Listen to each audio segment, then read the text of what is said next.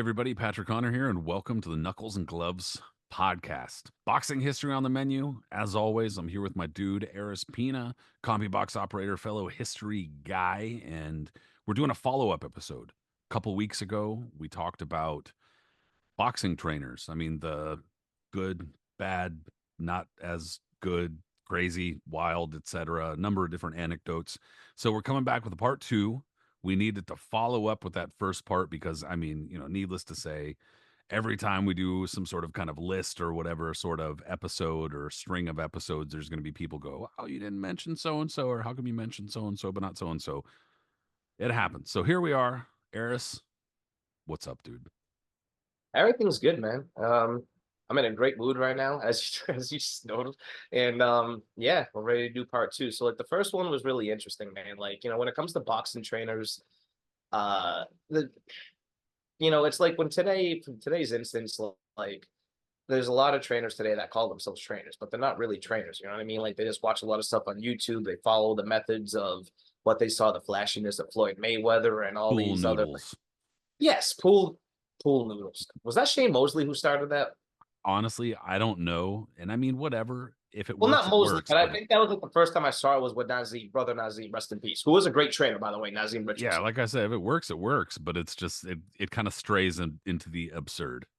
Absolutely. So, well, then again, think about like a decade before that, or 50, almost 20 years before that, and you had Hard Rock Green punching bubbles. Yeah, the bubbles. And Right. old trainers just getting pissed about it in the Oh, those, fucking gym. yeah. Sellout Mo and the other guys from the Miami Fifth Street gym Just who are watching in the background, shaking their heads like with a fucking cigar. Fucking yeah.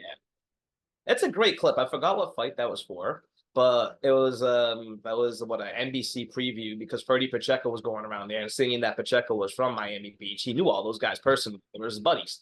And so it was great for him to like it's a really great clip, right? And you see Durant in the background hitting the bag and like shadow boxing a little bit, but then you see Hard Rock Green punching bubbles, and you see all these old time trainers. Can't believe it. Bubbles. He's punching bubbles. What else their stuff? And every single one of them, fall in line with it. as far as they're concerned, you might as well like punch unicorns or Yeah, rainbows or some shit, and they're just mad. absolutely. But so I can't even imagine But what they would think of like today's guys. But like over the years in boxing, like we talked about in the first episode, there's been like classic trainers, guys who just like been entrenched in boxing their whole life. And all they knew is boxing, and all they know how to do is teach it to others.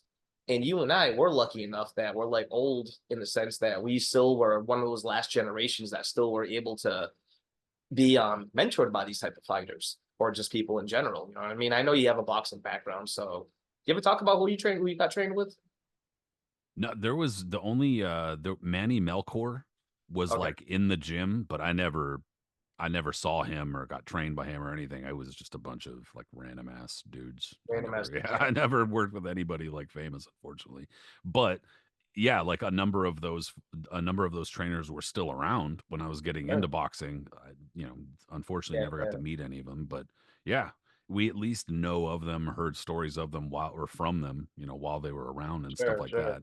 Obviously, Like not. I'm less entrenched in that world as others, but I was really lucky, growing up in New Bedford because a lot of the old time trainers were still active. They were older in the kind of the twilight of their careers, but I was young, like I was, a kid in the mid 90s learning how to box. They're taking on anyone they could. And so I was lucky enough to get mentored by three guys in particular. One was Mr. Vincent, my trainer, Mr. Vincent, Lewis Bucky Vincent, who was a former pro fighter himself. And he went on to train I mean, he was one of the main guys in New England. Like he trained everybody you can imagine, developed Ray Oliveira, developed Scott Pemberton early on, and he also developed Jason Pyers, who was a 96 Olympic alternate. And then one of his most notable guys, and the one that could be like the what if, Andre McCoy, who was a part of the US boxing team who perished in that 1980 crash. So I was with him and training with him when I was a kid. I was also trained by another trainer named Manny Burgo. Manny Burgo was a former pro fighter from the 60s and from the 50s, 60s up into the 70s, actually. And he fought guys like Billy Backus, Percy Pugh, and a bunch of others from back then. And I'm talking one of those hardened dudes, smash nose, the whole deal. just knew how to teach boxing. You know what I mean? Wasn't giving you any type of fanciness, nothing like that. Straight up the basics, all that other one. And then two others, I had another guy named Cesar Duarte, who was a pro in the 50s, fought on a couple of Marciano undercards actually. So like I had guys like that, you know what I mean, mentoring me when I was a kid and like teaching me the actual rudiments of boxing, not even really showing you how to punch, just showing you how to have balance straight up before you even learn how to do anything. Now as today's, you go in there and these kids are throwing 15 punch combinations the first week they're in the gym. Yeah, they're just like letting them loose on the bag. I remember Exactly. I Yeah. wasn't even allowed to touch the fucking bag. Like they wouldn't Same. let you go over to the bag until you had several different like training sessions. I mean, whatever, dude. It works different for different people. Sure, You know, sure. different fighters might respond differently, and I'm sure we'll get more into that today. But like, yeah, dude.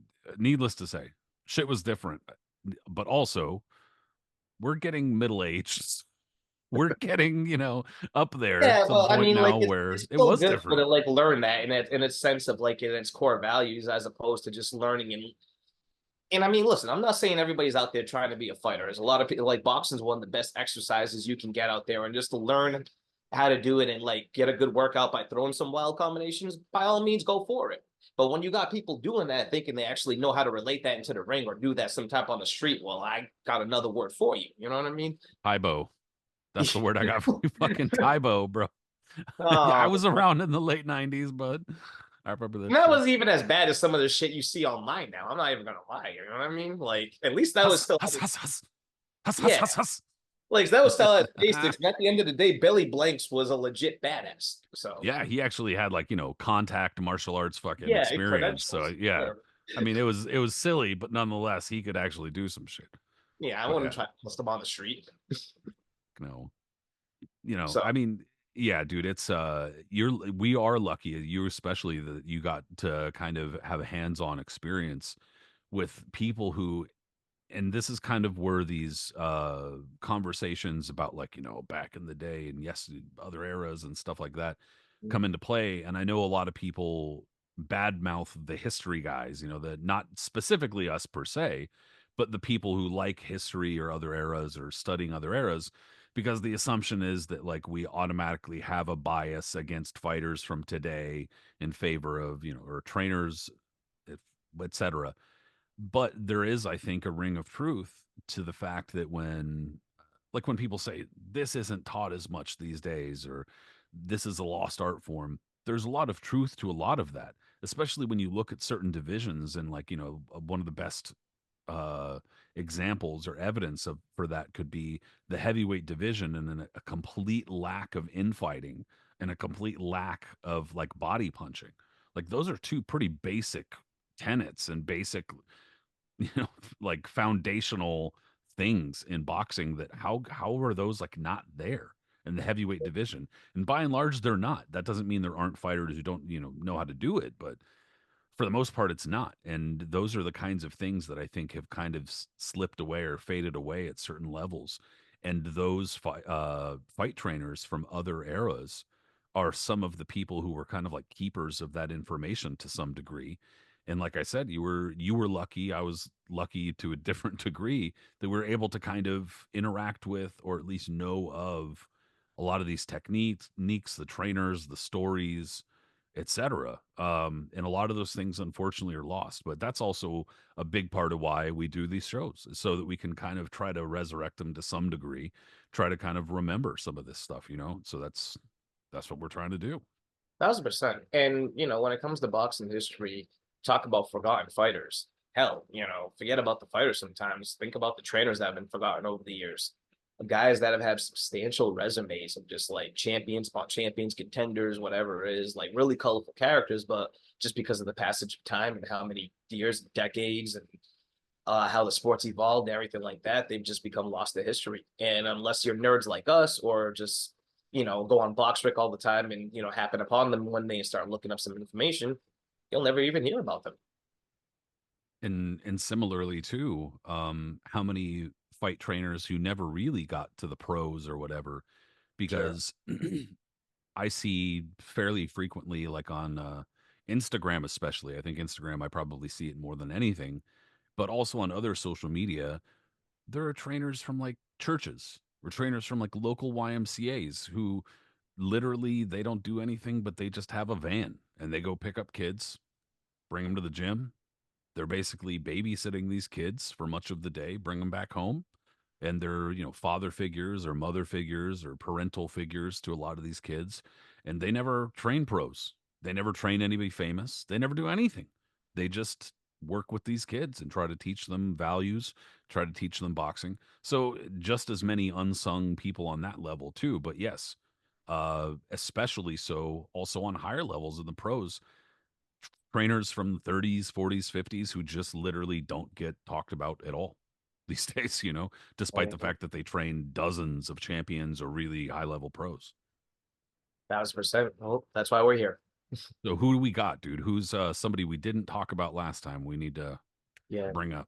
So, like, first off, you have we talked about Ray Arcel on the first episode, and we talked about his substantial career and all the other stuff. But a lot of people don't realize that early on in Ray Arcel's career, there were other tons of just like really well-renowned trainers and stuff like that. And there was so much work that sometimes these guys ended up teaming up, and they became tag teams almost essentially.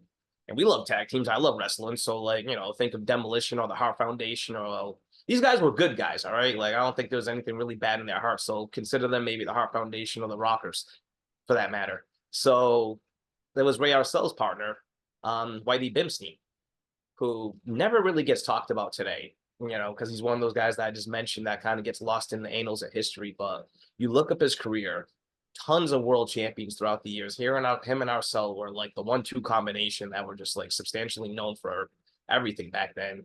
And one of those guys that should still be remembered. And if you look at him, you'll crack up too, because he has one of those type of faces that like, if you think of a person that's a boxing guy, he's gonna come up in it. Like it's the quintessential just look. Like I can't picture him doing anything else except being in someone's corner trying to work on a cut or doing some kind of boxing related thing. Like you wouldn't see him as a bank teller. You wouldn't see him over there as, like being a teacher or some shit or like, entertainer. No, he was a fight guy through and through. And if you go to his BoxRec page, it's also funny Yeah. because you literally have to scroll down for like a while. Like when you're going over the fighters that he worked with, I mean, it's incredible. It's a who's who of just decades. It's a whole thing of history. it would take me probably longer than we actually want to spend to just go down the list Sure. for, but I mean it's like tons of champions. It's not just like random ass dudes. And we also talked about on the last episode too, we talked about trainers, cornermen, cutmen, whatever, that were kind of like hired guns Mhm. and worked with whomever, didn't necessarily stick with one fighter or a group of fighters their entire career or whatever, but just kind of were like had their skills out on lease, dude. They were Absolutely. like, you need somebody to work, I can work. Or some of them also kind of worked around certain venues, like always worked at the Garden or whatever the case may be, or always worked in Philly. But I mean, just real quick, Whitey Bimstein, some of the more notable fighters that he worked with. He worked with Rocky Marciano for a little bit. He rocked with. Yeah, I guess he fucking rocked with Jack Dempsey, but that was kind of later on in his career. Primo Carnera, James Braddock. I mean, there's a bunch of fucking heavyweights right there. Rocky Graciano, Ingmar Johansson. I mean, like every fucking heavyweight champion for like 25 years. Gene Tunney, Mickey Walker, Fritzy Zivic, Lou Salica. Yeah, I mean, you So just go Escobar, the first champion from Puerto Rico. could go on forever. Just go on forever. So And he was active up until the 60s. I mean, like that's a long ass career right there. I mean, he passed away in the mid 60s, but like he was just one of those guys that like, I mean, besides just being a great trainer, him and Arcel just worked perfectly together because that's all they knew. They were part of that generation that just knew boxing. They just went to the gyms all day. They hung around the gyms. They just hung around other trainers, other fighters. And since I've been reading that book, Only the Ring Was Square, I thought I had it next to me by Teddy Brenner again for like the thousandth time. That brings you back into that time period of like boxing that doesn't exist anymore, really. I mean, people still hang around gyms and stuff like that, but that's like to get interviews and do media things while watching sparring. There's not like just managers and all these other hangers-ons and everyone just trying to get leads and deals and stuff and phones ringing on the side. Who are you looking for? Well, so and so. Man, ring, yells it out, and the guy runs to the thing and starts making lines. Yeah, it's looking good right now. He's about to start sparring, and like all this shit going on. Like it was an entirely different world. And like you said, Pat, These guys were 24/7, 365 days of the year. They were either in the gym or they were traveling somewhere for a fight, whether it be local for a 4 rounder, or they were going overseas, or they were at Madison Square Garden, or here, there, everywhere. There were another guy that I'll bring up later on. I won't even mention his name right now because that would kind of Okay. ruin it. But there was another trainer not too long after where Bimstein kind of rose to power, as it were. But not too long after him, we were literally he lived in a workhouse that was, he just rented a room in a workhouse, and then he rented a small office out of a gym, Mm-hmm. and that was all he did was he'd wake up, have breakfast at the workhouse, go to the gym, spend literally 100% of the day at the gym, go back home to the workhouse, go to sleep. Yeah. And that was it. You know what I mean? Like, so literally these, and they'd all they'd be doing is like wheeling and dealing, reading through newspapers, reading about fights, calling people, etc. So literally living this kind of life. And again, if you look at Whitey Bimstein's resume, the coverage there in terms of the time is like insane. You got some of the greatest fighters of the 1920s. So, you brought up Ray Arcel. Ray Mm-hmm. Arcel probably didn't really kind of rise to prominence as a head trainer or whatever until like the late 30s, Sure. because as we talked about on the last episode, just in case nobody went back or you're listening to this one first or watching this one first, one of the things that Ray Arcel became known for first, his nickname was the Meat Wagon in the 1930s because he trained so many of Joe Louis's heavyweight championship opponents and a number of the kind of bum of the month club guys that got knocked out, that they were basically, you know, probably in some cases literally carrying the opponent out. But that was the euphemism, was that he was carting off the opponents and he was the meat wagon. Yeah. But a couple years before that, maybe about 10, 15 years before that, when Whitey Bimstein was working with guys like Harry Greb, Benny Leonard, Benny Leonard worked with Ray Arcel later on in his career. And so it Mm-hmm. was kind of like Whitey Bimstein was in a way passing the torch to Ray Arcel, who wasn't that much younger than him, but was a little bit younger than him and worked longer. But I mean, the coverage, Harry Greb, Benny Leonard, again, and then going on, or Jack Dempsey, going on into the 1930s, and like in the 1930s and 40s is some of his best fucking work. He basically trained everybody. Yeah. And if you look at all those photos from back then, like I said, he has a boxing face. Just Google him. He had this, I don't even want to call it a receding hairline. Like he was practically bald with just like, kind of hair in the back. If he wasn't in the corner wearing the same, cardigan sweater that a lot of the trainers were always wearing back then, having giant, what are those? Um, yeah, what's swabs?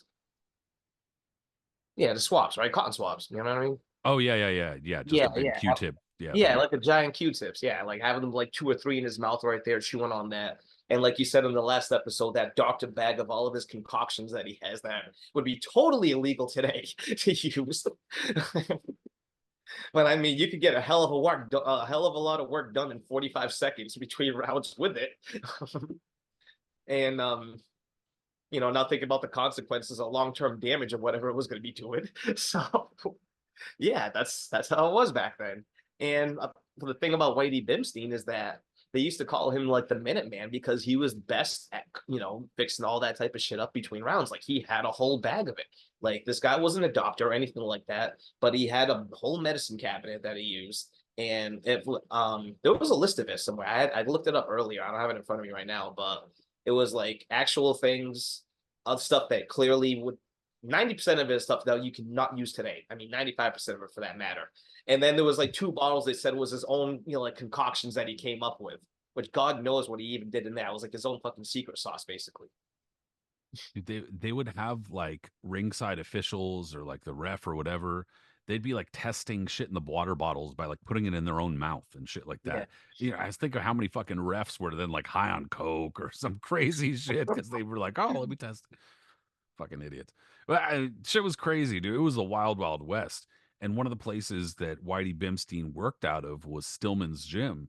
And Yeah. Stillman's was very well known, highly renowned gym in New York. That I'm God, I'd have to look. I don't even know shit about New York or locations, so I couldn't tell you shit. And it wouldn't mean anything to me if he was like, "Oh, it was on like West 132nd." I don't know where the fuck that is. Good to know. Good to know. West But Coast bias. Hmm. I, I don't even. It's fucking. It's numbered streets. Fucking get out of here, you guys. Come on. Helps out, man.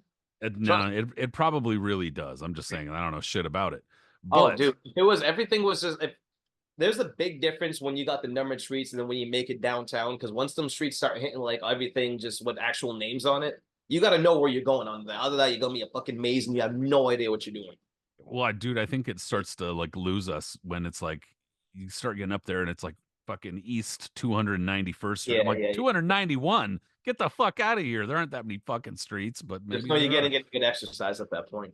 Yeah, it's fucking crazy. But in any case, still yeah, I'm going off about New York, idiot. I'm the idiot.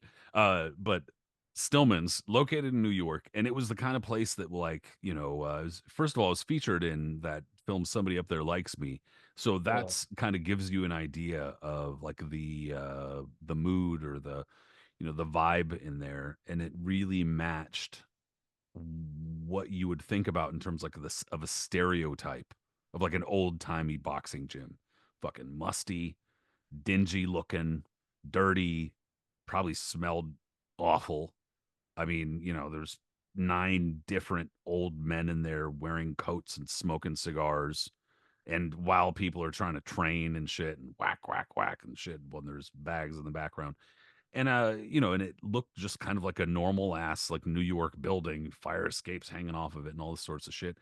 So I mean, but that was the place. Like that was the place where countless, just absolutely countless fighters went through. A number of fighters would set up shop there if they were fighting in New York that month. They'd set up shop there for a few weeks and train out of Stillman's. And on top of that, it also offered, like as you can imagine, it was like a almost in a way like a community gym, but it wasn't a community gym because yeah, like a lot of gyms today, bigger gyms, like yeah, I mean they're technically open to anybody, sure, but they're not open to anybody. You can't just like go up into fucking wild card and like you can, but like, not really. You know what I mean? And Yeah. similarly, Stillman's would be like, that was like for insiders. Like, you're not just going to get some random fucking guy going in there and hitting the bag like an idiot. This was a place for like them to confer, to do business, and to fucking, hush and go over into the corner. And there's like a group of fucking guys over there making a fight or something. And so, in that regard, Whitey Bimstein was part of that world, a big part of that world, and that just kind of gives you an idea, a lot of these stereotypes and a lot of these things that you think about old timey boxing is Whitey Bimstein, bro. And so like him and Arcel did a partnership from I think it was from like the 20s up until uh when did they break up in the 50s or so? To be honest, I'm not really sure. Yeah, or maybe before that. I'd have to look at the exact date. Maybe probably way before that actually. But like there was a point where I think during like the depression, that's what it was, not the 50s. Excuse me, off the top of my head. But I want to say around the depression they broke up because like they said, there wasn't much boxing going on and like things were just getting tough. So it was easier for them to go their separate ways again. But if you just see him, like he was one of those guys that was just permanently in a lot of, like you said, champions corners. He had Rocky Graziano that he was his main trainer for. He was in Gene Tunney's corner when Tunney beat Dempsey for the championship, which is pretty incredible when you think about it. Um, like I said, Sixto Escobar, bantamweight champion, hell of a fighter. Rarely talked about today, but he's Puerto Rico's first world champion, and he was handled primarily by Whitey Bimstein. In fact, the photo I sent you today, which is hysterical because it kind of looks like Vern Troyer in the corner, his head, and he has a shirt off there, and just like the corner look of him, and he's massaging Escobar. And that's the type of thing that those type of trainers were, like really hands-on, like Arcel was, you know what I mean? Always with their fighter 24/7, just living it. Like, yes, they had families, but they maybe saw them a half an hour out of the day, but the rest of the time they were like just back there doing what they needed to do. I guess it doesn't really matter if I name drop him at this point or not, because he kind of has a connection to Whitey Bimstein, Charlie Goldman. Mm, And he also worked out of Stillman's. And I know I kind of brought him up on the last episode in regards to, the bag of medicine or the bag of stuff that he yeah, used to yeah, carry yeah, with him. totally. but I mean, Charlie Goldman also worked out of Stillman's, and basically a number of the fighters that they worked with were the same. Oh, they worked with a number of the same fighters, and I mean, just part of that world. Also, it's crazy how they both had that kind of like boxing trainer look to them. Like they both they both just were like little tiny like guys that I don't know, but I know that Goldman at the very least did have some personal boxing experience. I mean, Goldman was a what? He had over 100 pro fights or so, as far as I know. And like I Let's think he see. threw down with like Terry McGovern among others. So I mean, that's you know Yeah, some heavy hitters. George K.O. Cheney, like he fought Yeah, a whole bunch of different fighters, and but like his face reflected that as well. um, but Whitey Bimstein, for that matter, he doesn't have a record on box rank, but apparently he had over 70 pro fights or so. I guess they're undocumented, but I mean it's been said. So I don't know if it's verified or not, but I know he did have a boxing background. That what was said about him though was that he was just a little too lazy, I guess, and not like really diligent, which is funny too, considering he's a trainer. He becomes a trainer, but like he was just whatever about it. And so his trainer turned him into like kind of just a sparring partner for the other people in the gym, and then subsequently he turned into training from there. But you know, when you think about it though, he's just one of those pertinent guys. And that's why I wanted to bring him up, is that like he plays a pivotal role in boxing history in terms of like, looking for that type of era, like I said, from like the 20s up until like the 50s. He kind of petered out by like he was still active. What am I saying? He was still active in the 60s up until like his death practically. But like for over, Jesus Christ, 50 something years, a guy that, like you said, when you look at his resume for a person that's not been talked about, top to bottom, I mean, that's just absurd. it's nuts, dude. It Yeah. really is nuts how many fighters he worked with. But yeah, like he obviously was especially on the East Coast, a big part of that scene, which Yeah. is fucking wild how long some of these guys were around, honestly. And it's incredible when you think about it, because it's like it's sad too now, because a lot of these guys, they passed on. Like Whitey Bimstein passed away in what, like 68 or something, right? So um if he passes away in 68, it's been way over 50 years now, going on close to 60 years. And how many people are still around that actually knew him? Ray Arcel passed away in 1994. So obviously, there's still a lot of people around that knew him, had a chance to interact with him. Teddy Brenner passed away in 2000. People got a chance to know him. Thank God for that. But a person like Whitey Bimstein, who was a part of that type of generation, that's all gone now. All we have are these accounts and what people we can read about in books and all these other things.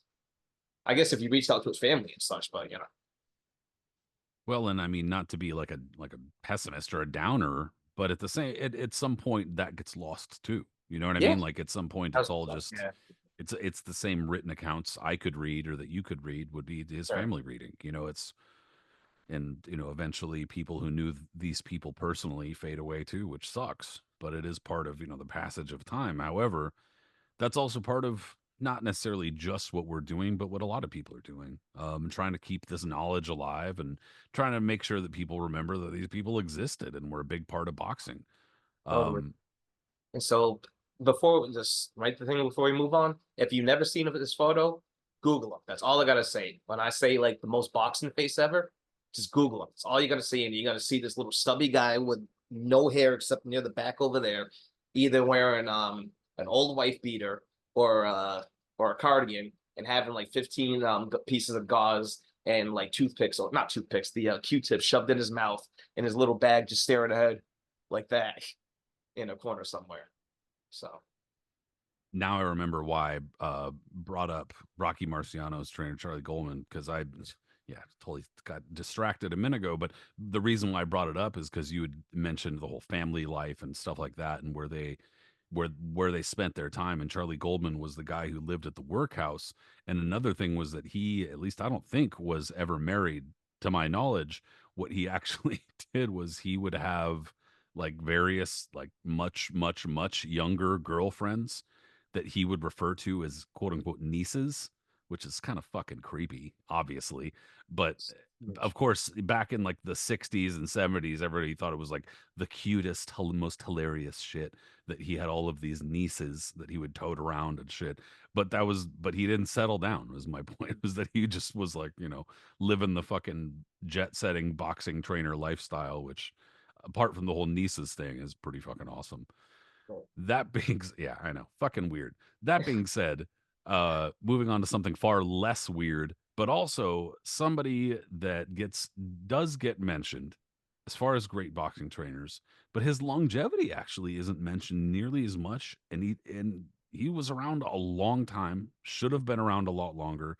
Unfortunately, he died back in 2012, but that was Emanuel Steward. You know, we didn't bring him up on the last show, did we? no, like, and I mean, whatever. Like I was gonna say, don't get it twisted, anybody listening or watching. Just because we're bringing somebody up, whatever it is, even if it's like a true crime episode, we're not saying we condone anything somebody did. We're not saying this person's a favorite, not a favorite. We're just talking. We're just conversing. So we're not trying to leave anybody out on purpose or hate anybody. So don't get mad we didn't bring somebody up in part one or whatever. Anyway, Yeah. similarly, yeah, Emmanuel Stewart does have to be brought up Of course. because Oh, not only has he been a big part of, some of the biggest events and some of the biggest fighters and stuff like that careers in the last several decades, but for a long time. And he was also a big part of his own community, and his work, despite the fact that he died 12 years ago, still lives on. His work, his legacy is still very strong in his community, especially because it's a community that's otherwise pretty much been forgotten by the rest of the fucking country. So that being said, you got to bring up Emmanuel Stewart because he's an important piece here. but Emanuel Steward is just for so many different reasons too. The guy was an absolute treasure to boxing. Besides being one of the all-time great trainers, I mean, he built the city of Detroit. He's the one that really put. I mean, Detroit always had like a sort of history to boxing, dating back all the way. But like Steward with Thomas Hearns and just the Kronk team in general really put it on the map in the late '70s up until his passing for that matter.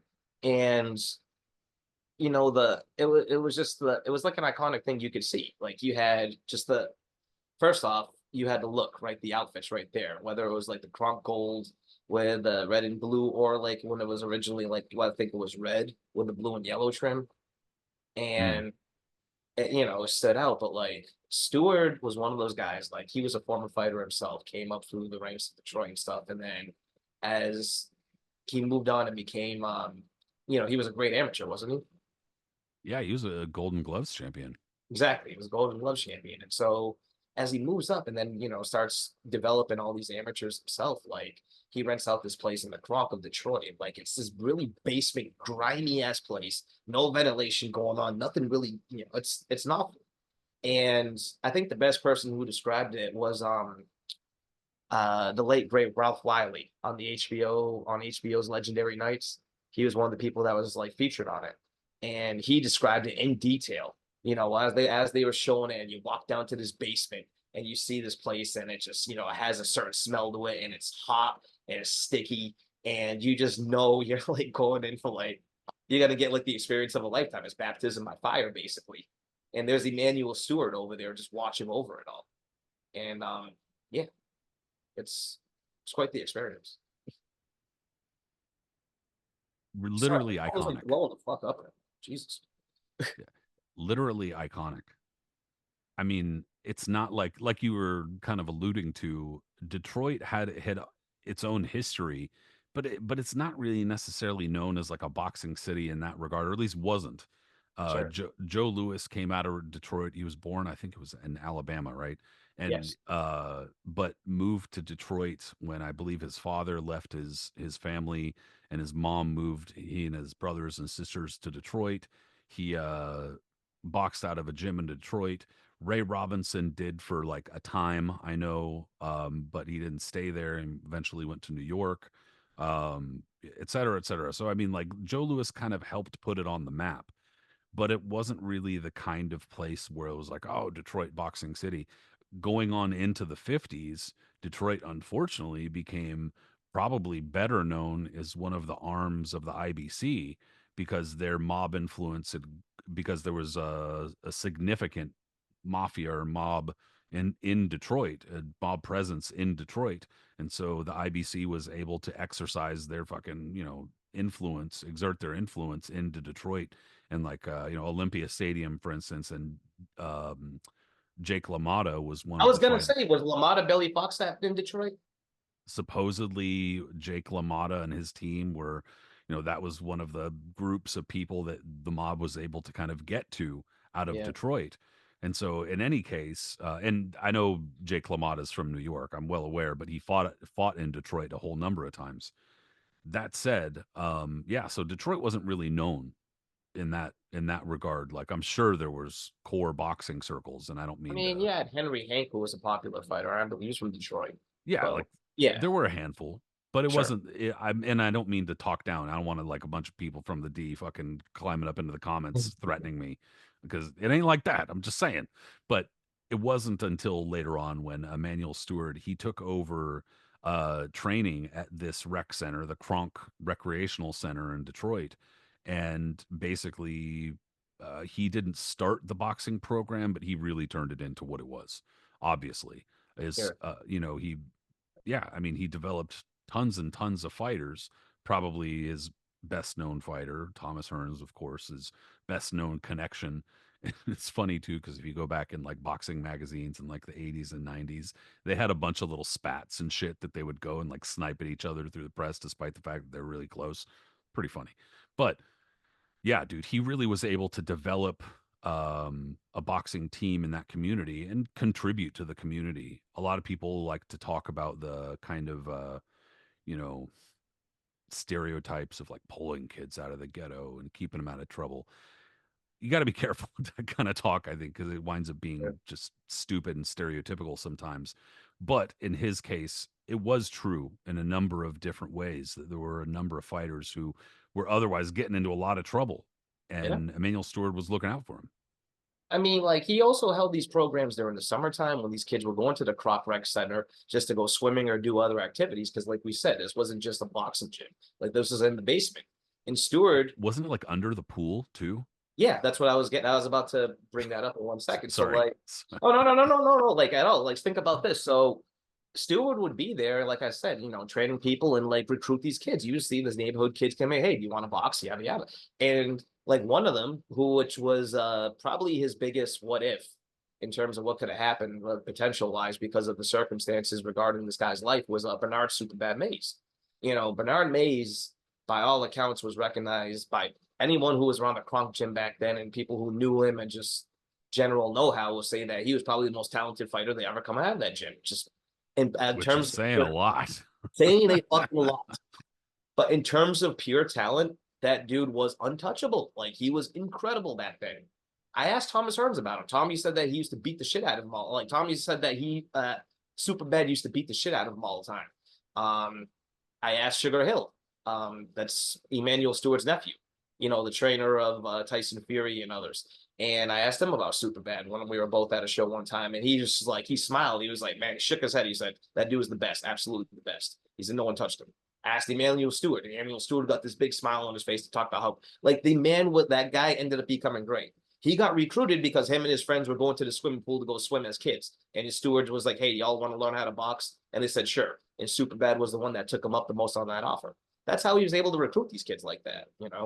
And to his credit, he was doing that because where else will they, like you said, where else what they're gonna do except get into trouble or like go run off into mischief or get caught, something or a matter. Like nothing really good was gonna happen on the streets unsupervised. But if you had some type of discipline that you're gonna go to and a guy watching over you is gonna be kind of a father figure or whatever it may be for you and teaching you this and giving you like some kind of structure, that's always gonna be a positive.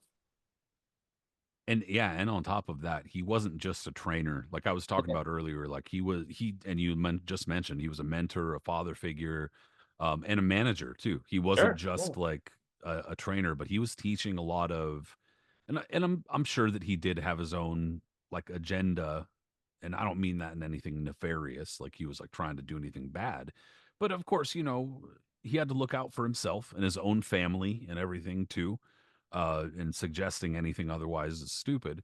But at the same time, he was looking out for these fighters and trying to teach them how to manage their own careers and how to kind of like make responsible decisions and stuff like that. Yeah.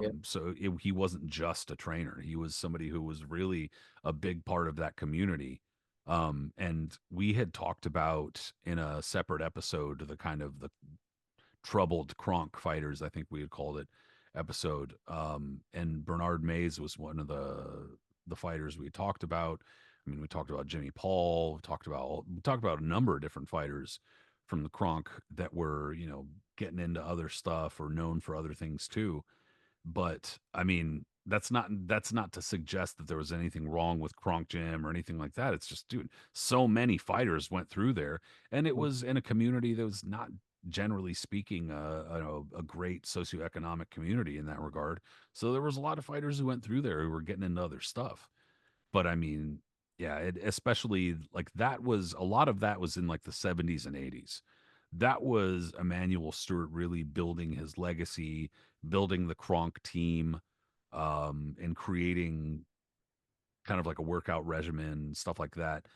And then into the 90s was when he really started working with like a lot of other fighters and branching out and became more of like the hired gun that we were talking about. Absolutely. And, to touch on also, like you said, with him being like a manager and everything, like he would take his fighters, sign them to contracts.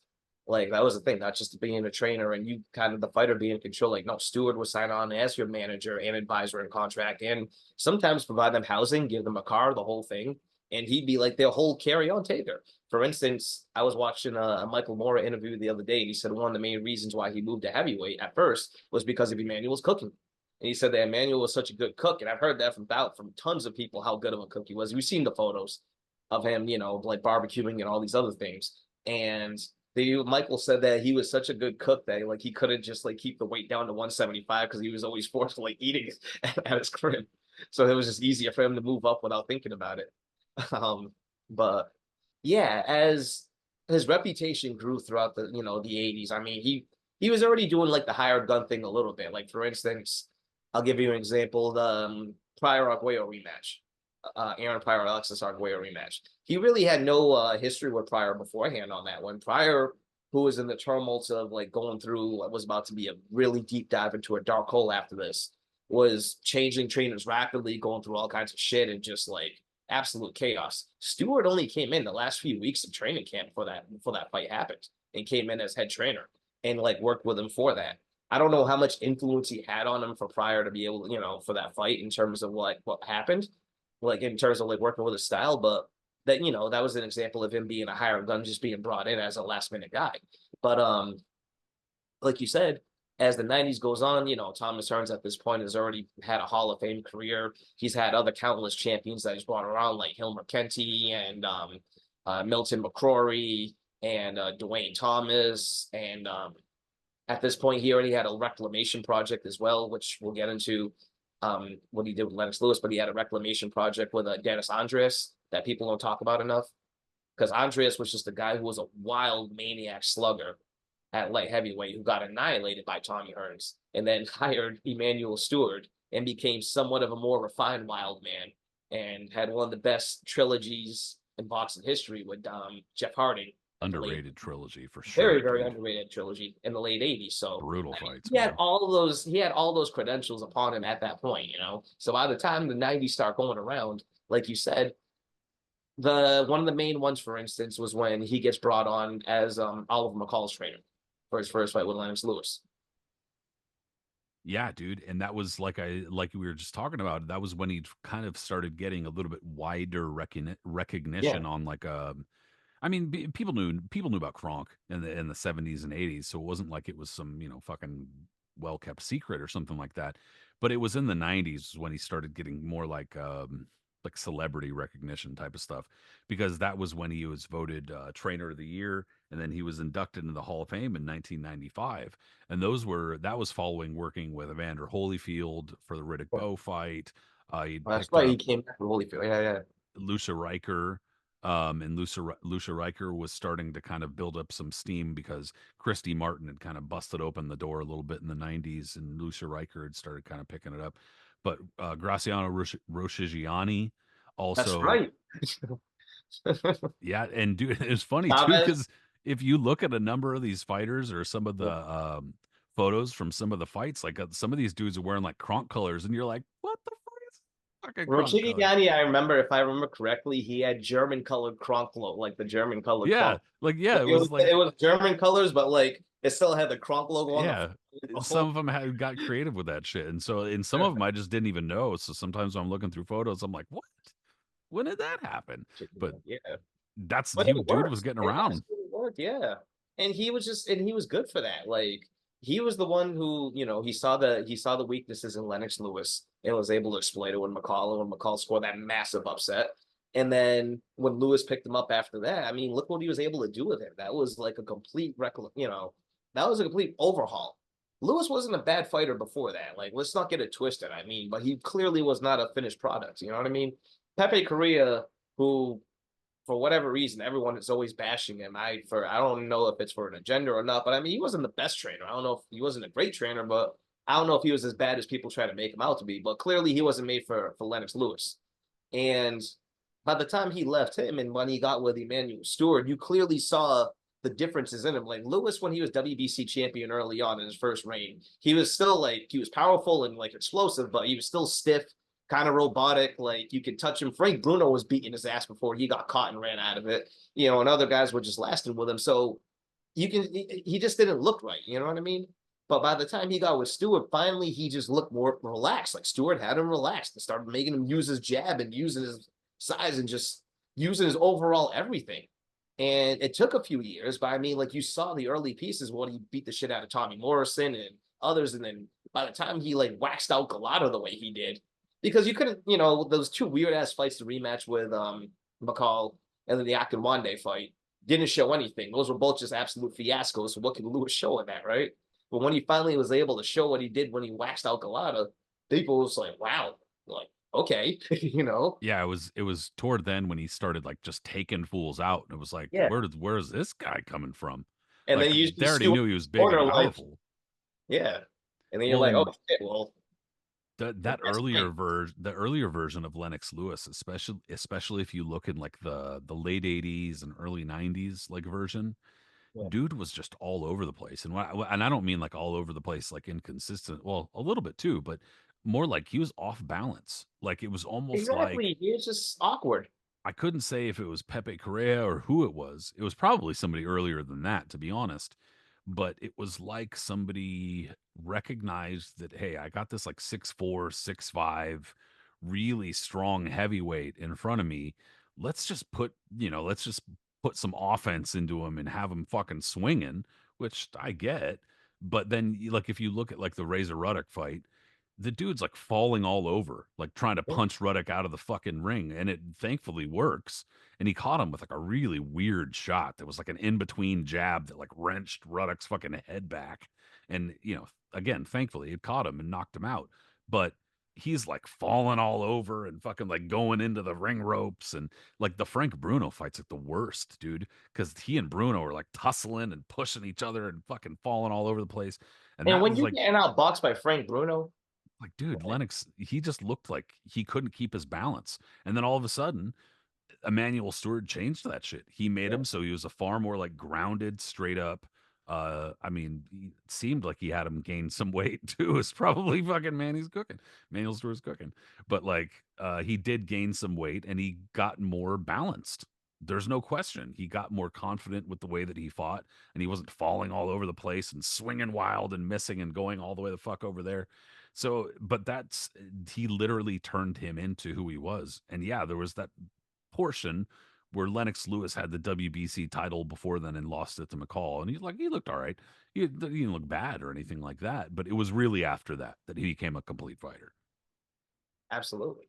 And he started doing that with others too. Like, soon after Lewis retired, he moved on with Caught Klitschko. Oscar De La Hoya everything he knew.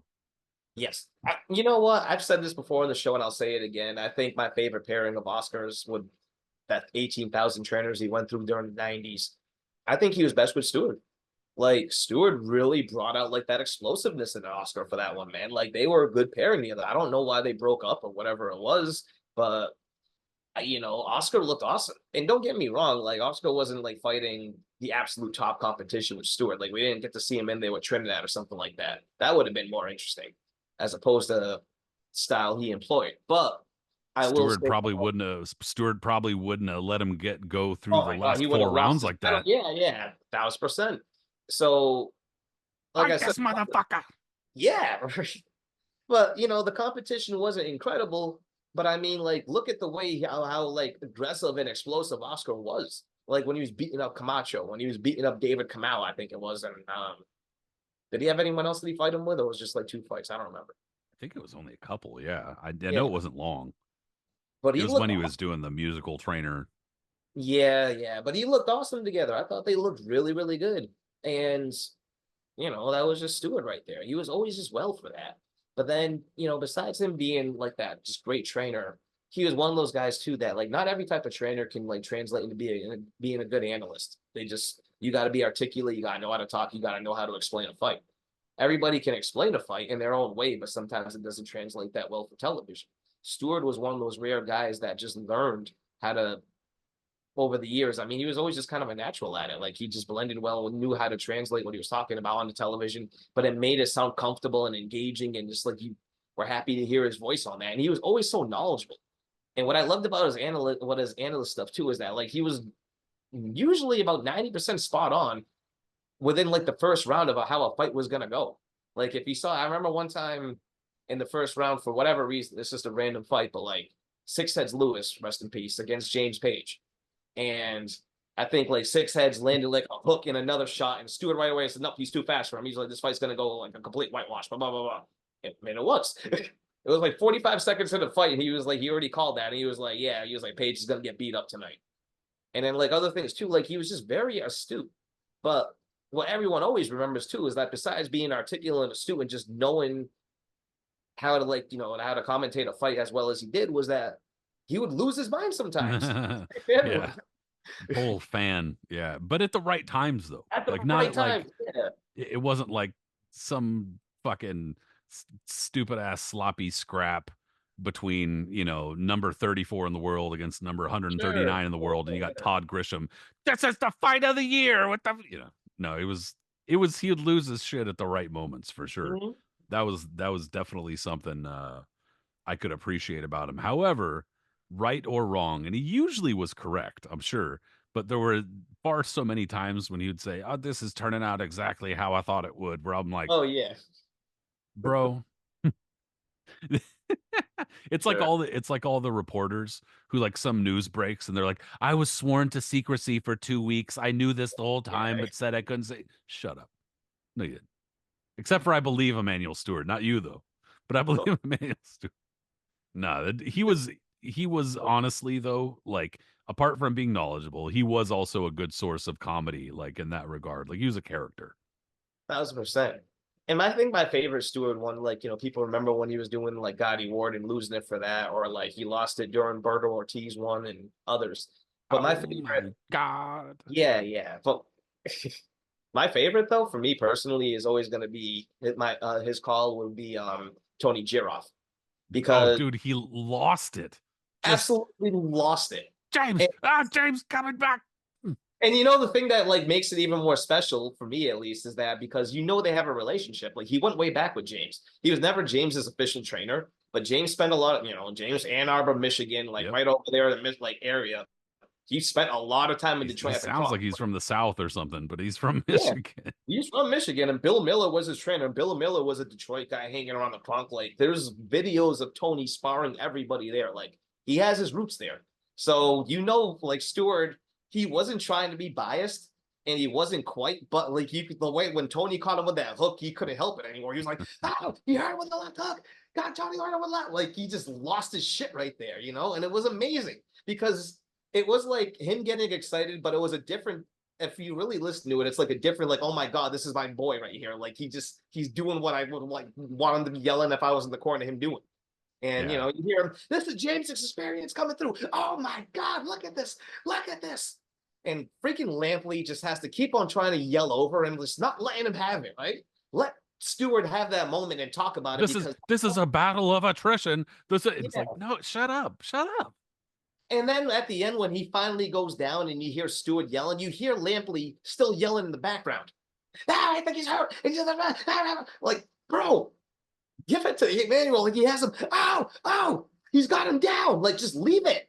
He wanted so badly on just about every broadcast to deliver Lampley, that is, like an Yeah. epic moment. Like he is like, let me step up and give some fucking, Howard Cosell fucking legendary shit. And it's like sometimes you just call the fight, dude. Just call the fucking fight. But yes, Emanuel Steward helped ground that team. And Larry Merchant didn't really need grounding. He was just a Absolutely. He was just old school. Yeah, a little. It's a toadstool is what he is. He's a little fucking. No, love Larry most of the time, but no, dude. Emmanuel Stewart on the broadcast was, and he went back a while too.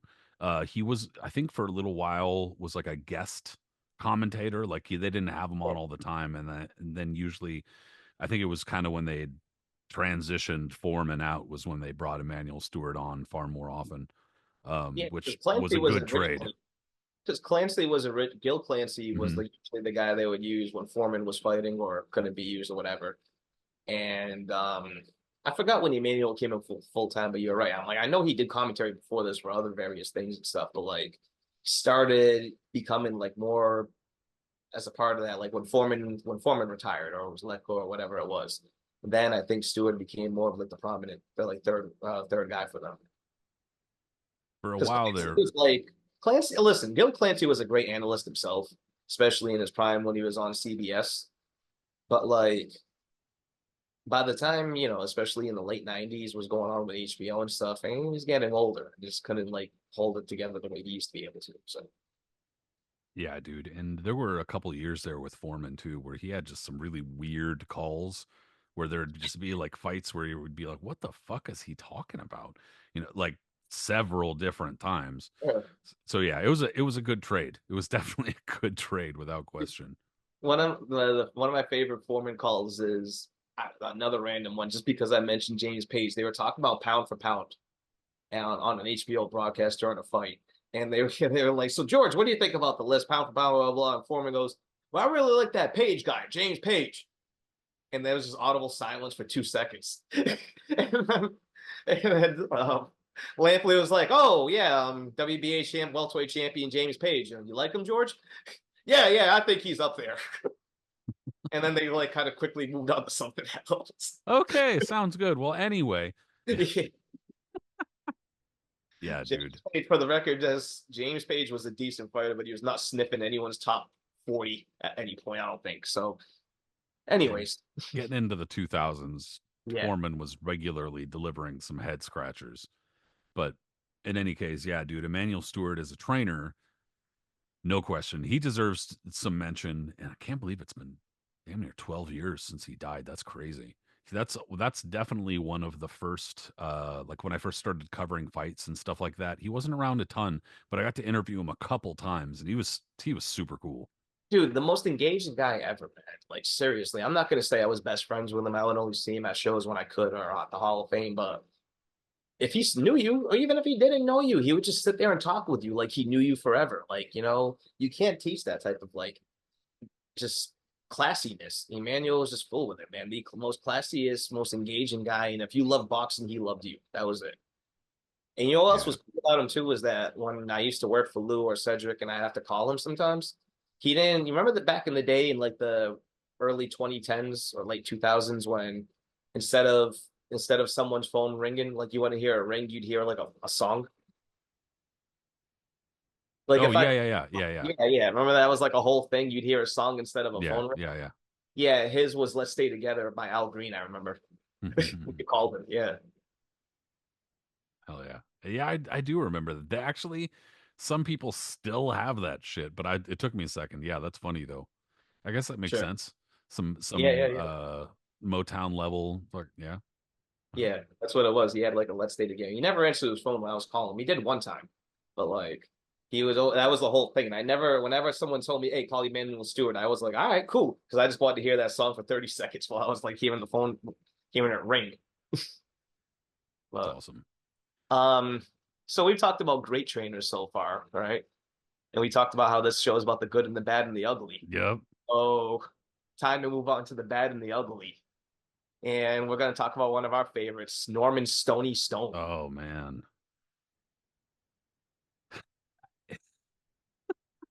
Our Stony. You know, and I'd have to look it up. Like I'd have to actually Google it because I could not tell you one. I can only tell you one fighter he worked with. Yeah. I You don't know, know of any. there definitely are other fighters he's I'm worked with. sure. I'm sure, I am positive I have read in either Boxing Digest or other stuff when it wasn't even like trying to like do a feature on him, but it was just like mentioning his trainer Norman Stone. Like I know he's been on the New England scene for a minute. Our buddy Gray Johnson, longtime friend of the show, would probably have more info on this than we would actually, on like his credentials on who else he's trained besides Ruiz. But yeah, guy is just an absolute fucking maniac. You know what? I'm about to look it up because if we're about to spend some time talking about this guy, we'll be fair, or at least we'll try to do some of our due diligence here. Fair. Of course, the first thing that comes up when you look up Norman Stone on BoxRec is some fighter named Norman Stone, and I'm looking at, and it's like he's fighting in 1916, and I'm doing the quick math. I'm like, well, he's kind of old. Okay, no, he's not that old. Okay, yeah, it says at least on his BoxRec page, and we'll hold Gray Johnson as responsible for this one. It says, according to his BoxRec page, manager and trainer of former WBA heavyweight champion John Ruiz and Alexander Popov. Okay. So, I mean, yeah, I mean, I know of Popov, but I'm not like super familiar, so that's not super helpful there either. Okay, he went 13 and 11 and 2. Sure. But I yeah, yeah, okay. Fought in the 90s. That's all we got. So, all right, we did our due diligence. We did our due diligence. We did a quick Google search to see if now we can talk about him. But Look, go dude, ahead. man, I'll try to be nice as I can. Listen, this is the nicest thing you can say for me at least is that if you got someone that'll ride and die for you like Norman Stone did for John Ruiz, you're lucky in your life. Yep, straight up. That's definitely something that you could say for the fellow for Yeah. sure. On some level, John Ruiz probably does get a shitty rap. You know what I'm saying? Sure. He probably overall is shortchanged as a fighter because he was boring as shit. I mean, I'm just objectively as I can say it, Mhm. he did not have a style that was entertaining at all. It was often effective, but as we have talked about, away from the show and probably on the show too, dude, I hate fighters who fake fouls. I just can't stand it. And he did it a lot. And I can't stand that shit. And he did it at a few key moments where like it kind of seemed like he would have, been swept out of the top a little bit if it had gone through, and it Sure. didn't, and he stayed around. And that's so that for that reason I'm kind of like I don't feel super bad talking shit. But at the very least, his trainer would that guy was such a wreck, bro. I don't know nothing about Norman Stone's background or where he came from. Perhaps he really was a fighter or something like that. But he strikes me as somebody who was like a quote unquote street fighter who was like Mhm. undefeated. You know what I'm saying? Somebody who's like, I've never been defeated. I'm Oh yeah, yeah, 450 yeah. and Just talking off the I'm fucking. 452 and 0. Yeah. Some shit like that. And you're like, really? Fortunately, we have footage of the one street fight he was in. He gets plastered all over the wall by Roy Jones's trainer. But Ruiz wasn't a bad fighter. Again, man, he had an awful style to watch. And he was one of those dudes that somehow, I don't know why he had 18 lives the way he did, but he just kept on being back in our faces.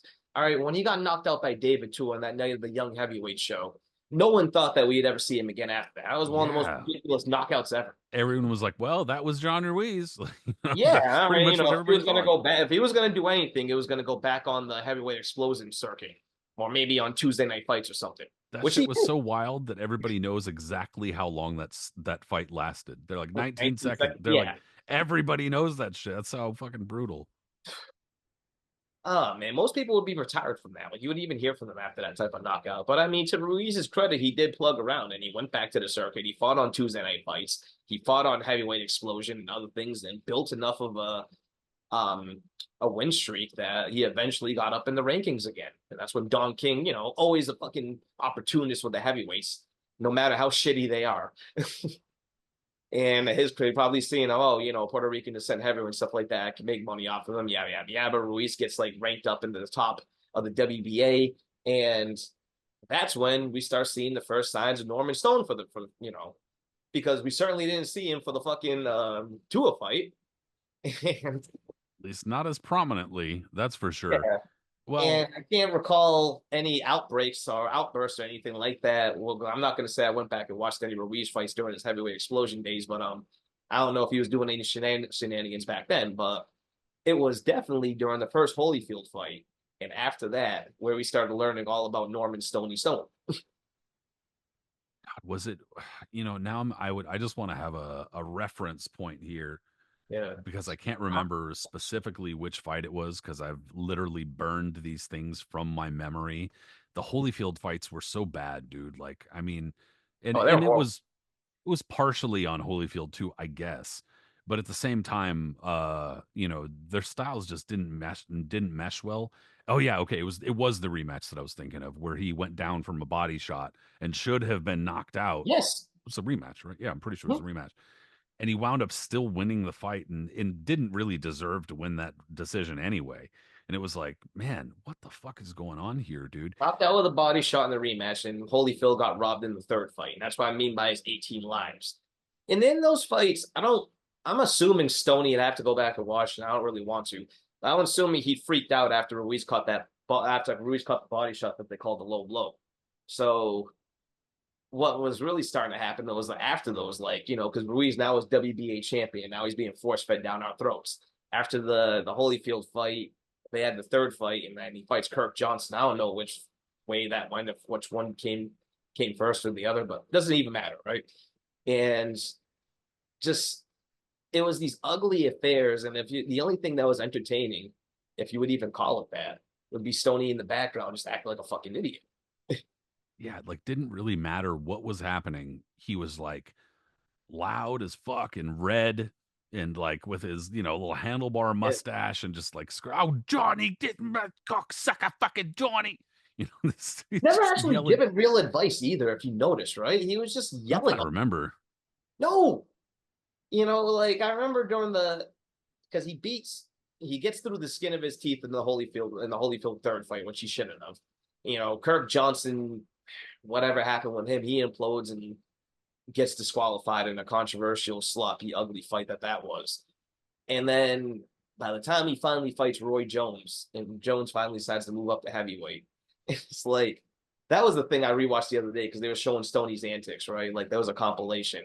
And I have not watched Jones Ruiz in a long, long time, and probably for the best because that fight's not good either. But Stoney, like just starting around like round three, starts losing it right there. He's like, "Come on, Johnny, come on, you're losing it. It's going crazy. They're trying to take it from you. Yeah, yeah." Like this girl, The ref's not letting us do nothing. The ref is yeah, preventing us from fighting. yeah, Just no, just fight. The guy, you can't do this, Johnny. You're like go crazy. And then he like near the end of the fight, he looks, "I should have known. You're in the bag."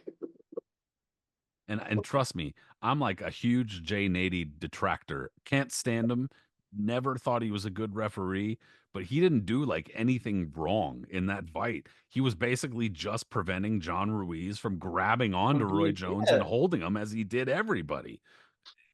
I mean, like in that regard, he didn't do anything wrong. But that was the thing though. That was always the thing, was that no matter if he was winning or losing, people were against him. The referee was trying to fuck him over. They got to yell at him. He's got to scream at him. Like the very first thing you said, dude, if you want somebody who's going to like advocate for you and they're willing to just tear some shit to shreds for you, whether it's mhm, right or wrong or anything or illegal or you're going to get kicked out, as we'll get to in just a second, he'll do it for you. He'll sure. do it. And I mean, in that regard, if you want a fucking road dog, It's Road Dog, right? Because I've been hearing people say Roll Dog lately, and I'm like, Roll Dog? Isn't it fucking Road Dog? I don't know, DMX? man. Like, I what the can't fuck, keep. bro? Come I on. cannot keep up. Cannot keep up with this vernacular that You the guys, kids. you guys are stealing the DMX, bro. Come on, Road Dog. Come on. Anyway, I'm pushing 40 and I act 40. I don't know what these words are. what is this fucking shit? Get off my boxing lawn. But yeah, dude, if you want a fucking Road Dog, Yeah. Norman Stony Stone is your Road Dog. Yeah, bro, that dude was a ride or die like a motherfucker. But he was, and it was funny too, because after that fight, Ruiz gets his ass kicked in it. And they're, and you hear the HBO announcers, and they're just like, oh, well, at least this is the end of Stony. We're never going to see him again. Wrong, Wrong. wrong. I thought that too. I think everybody was rejoicing. No more Ruiz, no more Stony, no more just this shit. Like, whatever. But no, Roy decides to go back down to light heavyweight, doesn't decide to hang out there, whatever, and fucks that all up. So now Ruiz, because Don King's still with him, moves him right back into a number one a number one slot. And who did he beat? Not Kirk Johnson. Seem Hasim Rockman. Rockman. And Yeah, that's like another one that was just luck on his side. Rockman, in every conceivable way, should have fucking bounced Ruiz like a basketball if he even tried that night. Instead, he was in one of his bullshit, Ray Mercer, Burt Cooper, one of those dudes with just, you can't tell if they're going to be hot or cold. And he just decided to sleepwalk that day and do nothing. And Ruiz was able to do his spoiling, jabbing, grabbing, doing nothing style all over him. And yeah, dude, that was during that time when Hasim Rahman, like you remember, like for like no reason at all, he just got like super fat, yes, and like he just went from like a pretty normal looking, just big heavyweight to like got like really fat in between fights and sometimes during fights, and then all of a sudden he went from like a it was kind of like physical style to like jab and grab, just like Ruiz. It was like, yeah. bro, what happened? And you're not going to out jab and grab Ruiz. No, nobody's gonna. Maybe Lennox Lewis, but nobody's gonna. No one's gonna help beat. I can't beat Ruiz as that game. He Yeah, perfected it better than if anybody. there was a boxing video game, he'd be spamming fucking jab and grab. He's jab grab, Oh, jab grab, jab grab. they had guys like that in the fucking in the fight night games that you had to fight as a professional. They're almost based on Ruiz. Every time you hit with a combo, they grab you. And then by the time the eighth round came, you're all gassed out because you've been dragging their goofy asses the whole fight. Anyways, That's so that's a literal John Ruiz fight. You yeah. just described it. So we move on now in the Ruiz era, and he gets the fight, like you said, you just alluded to this a minute ago, to his fight with Andrew Golota. At this point, people think the early 2000s that King was already kind of like fading out of boxing. Don King was still going strong, and he still had a chokehold on the heavyweight division that wasn't Lennox Lewis or Klitschko. He had everybody else though, all those other heavyweights, just like the 80s. He was still picking and choosing who he wanted, and so he picked Golota. Who the fuck had seen Golota for years after almost Mike Tyson knocked his head off?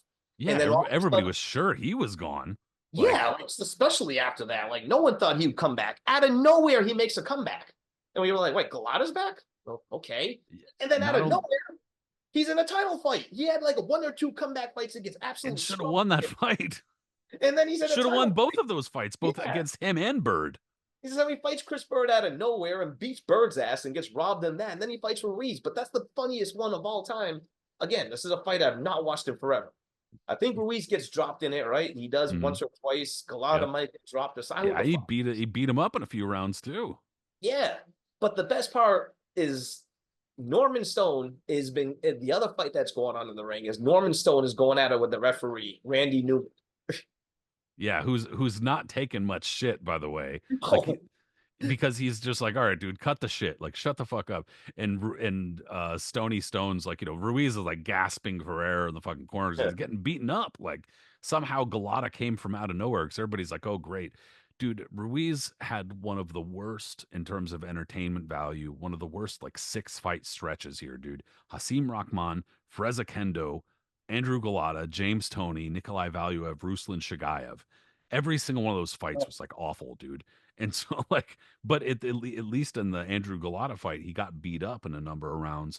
So yeah, Norman Stony Stone's over here in the corner, like trying to both keep Ruiz alive in the fight, but then also turn around and barking at the referee like, "Oh, you fucking cocksucker! What the fuck are you doing to my fucking guy? You fucking, all this type of shit." And then Randy Newman's just like, "All right, that's enough now. Like, enough of your fucking talking." yeah. And then eventually, what did he say that got him? I think it was Oh no, he goes.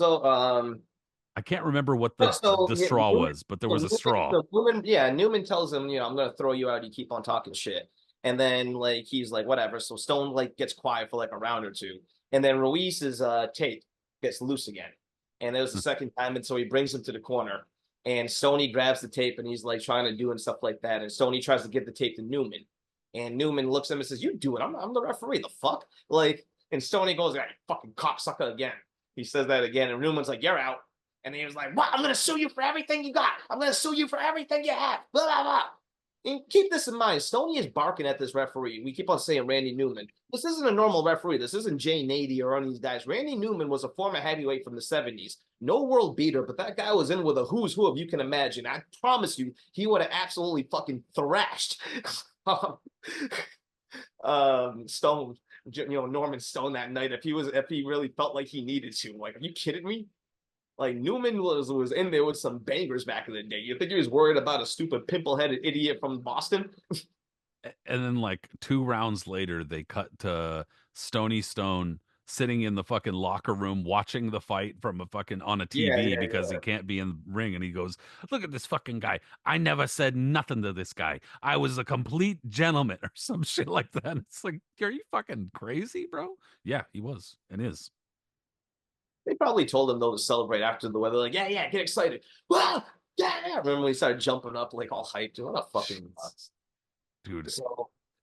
Yeah, he did not win that fight, man. I mean, like maybe he didn't lose it either, but he didn't win it. Well, that's the thing about the 18 lives of John Ruiz. He just kept on lasting. But Yikes. one other New England dude I just want to mention briefly before we move on is that we could have had history altered. And thank God we didn't. Sometimes we're like, oh man, what if, what if? But no, this is one of those what ifs that you're just like, thank fucking God it didn't happen. And so I'm just gonna bring up Vinny Vecchione really quick because besides him being known as Peter McNeely's trainer, right? And Mr. Pizza Hut and all this other stuff that he did. Just another weird character from the 90s that no one really took seriously, nor should you have. The thing that like could have been alternate in history is that when Marvin Hagler moved from Newark to Brockton in what was it, the 60s, the late 60s? Mm. Or Yeah. yeah, I guess it must Yeah, have been. like Yeah. yeah, around the Newark riot. So it was that like late 60s, early 70s. When they moved to Brockton, the first gym he walked into wasn't the Petronelli's gym. It was Manny Vecchione's gym. And the story goes as that, yeah, I know. See you shaking your head, you're just like, Jesus Christ, thinking about that. So Hagler, yeah, I know. Hagler walked into that gym, and because, obviously, where he came from in Newark and not having the biggest trust of white people and not really growing up around them, sat in the corner of the gym and didn't say nothing to anybody. Didn't approach anyone. Just kind of sat there and just watched and kept on watching. I guess he watched for a couple of days, and story has that Vecchione never approached him, and no one else did for that matter. So he left, and then he wandered over to the Petronelli gym, and that's when he sat down over there. And well, again, he just sat there, didn't talk to anybody, just kind of watched stuff, and that's when um uh Goody Petronelli walked up to Hagler and said, "Hey, son, can I help you?" And he was like, "I want to learn how to box." And he was like, "Okay." And the rest, as they say, is history. Well, Well, imagine if like Vinny Vecchione came up to him. which I mean, needless to say, I'm happy things worked out the way that they did, but also Sure. it has to be pointed out that's kind of a weird approach. Like, I'm gonna go in there and wait for somebody to approach me. Nah, dude, Absolutely, you it's gotta really weird. seize the Yeah, initiative, to some degree, But hey, like I said, I'm happy that it worked out the way that it did. I Obviously, do remember. I will say this: I do remember a couple of times at the gyms I was at as kids. Some kids would just go in there, almost seemed like they were scared to talk to anybody. Like they wanted to do something, but they didn't really know how to it's approach somebody. intimidating. Yeah. Look, I could get how it could be intimidating. Oh, I get that to a It's sense. Like intense. yeah. I mean, I want to learn, but I don't know what to say to anybody. I don't want to tug on some guy's shoulder and be like, "Hey, can you help me?" So someone, I mean, like I would probably be in Hagler's shoes, hoping that someone eventually would come up and just kind of ask me, as opposed to me trying to bug him. But yeah, it's just instead of having, I don't know how Hagler's career would have turned out after that. Maybe he would have lasted with him and realized he was, wasn't going to work out and eventually moved on to the Petronellis. Who knows? Maybe he But would have gone with him and like, this guy's a fucking idiot. And yeah, yeah, you know what I mean. But like, I But the way that whole thing unfolded though with Peter McNeely in the 90s and that fucking thing, and there's a lot of those fights on YouTube. We're talking pre-Tyson, where you can just see the whole shimshow that they had going on with it. It is hysterical, man. It like sums up New England in the mid '90s as like well as you can be, like middle New England. You know what I mean? Like just a bunch of people packed into a VFW hall. Just they bring out the corpse of a guy like JB Williamson, a former light heavyweight champion, but clearly in there for a bag at this point. Coming out in like swim trunks, just getting annihilated in like 20 seconds by McNeely getting barely punched himself. You know what I mean? Christ, dude. Yeah. Yeah. I mean, you got the New England scene pretty well covered. So, but yeah, I thought those two were pretty funny for that. Jesus Christ. Yeah, man. I mean, definitely a memorable trainer from the 90s, at least just for that one I unfortunate can't. reason. I'm gonna be honest. I can't recall anything else he really did of notable fame in his career or anything. Like he just had a look. He looked like he would be McNeely's trainer because he had that that Newsies type cap Yeah. on. Kind of short on the side. And then they were always doing them publicity photos after the Tyson fight, where they would did the Pizza Hut shit, and then there was like photos of them in Ring Magazine, other stuff, clearly enjoying the winnings because they both had cigars in their mouth, laying on the beach. That was a scene that was a photo I didn't need to see, and things like that. But one thing I did hear about him, I guess before we move on, is that he was apparently horrible to negotiate with in terms of interviews or anything else for Peter or himself. Like I have a couple of books that were like chronicling Tyson opponents and trying to like get interviews with past Tyson opponents and all that stuff. And one of the chapter that was supposed to be on Peter McNeely instead is on his dealings with Vinny Vecchio, which is just kind of like, I want this and I want that. Dude, no one's getting paid for this. This is the chance to tell your story and whatever you want to be. Well, we have nothing to talk about then. Okay, thanks. A handful of years ago, I was told by somebody who was trying to, like, for similar kind of reasons, trying to get like talk to people who face Tyson or somebody, something like that. Sure. They did get a hold of Peter McNeely, but he wouldn't do an interview unless they bought him a bottle of something. Dang. But it wasn't like, it was like wild turkey or something. Like it wasn't like, like get me a bottle of Johnny Walker Black or something. It was That like sounds about right. it Wild was turkey. like it was something like ridiculous, and they were like, "Yeah, I'm not doing that," Jesus Christ. and it didn't happen. Not the wild turkey. Yeah, I mean, it might have been something else, but it was something similar to that. Like it was something like ridiculous. Sure. Like give me a Mad Dog 2020 or some fucking stupid, That ridiculous, nasty thing. But regardless, yeah, would I be mean, better than some wild turkey. needless to say, the fucking winnings obviously did not last for super long. And the recent photos I've seen of Peter, he doesn't look super great. Sure. I mean, I wish him the best, man. He was one of those guys that was happy go lucky. He got a chance to make the Yeah, I don't think he's like a money bad of a guy that I life know or of. anything like that. But like he took some nasty beatings later on in his career after that, Even Butterbean, bro. dude.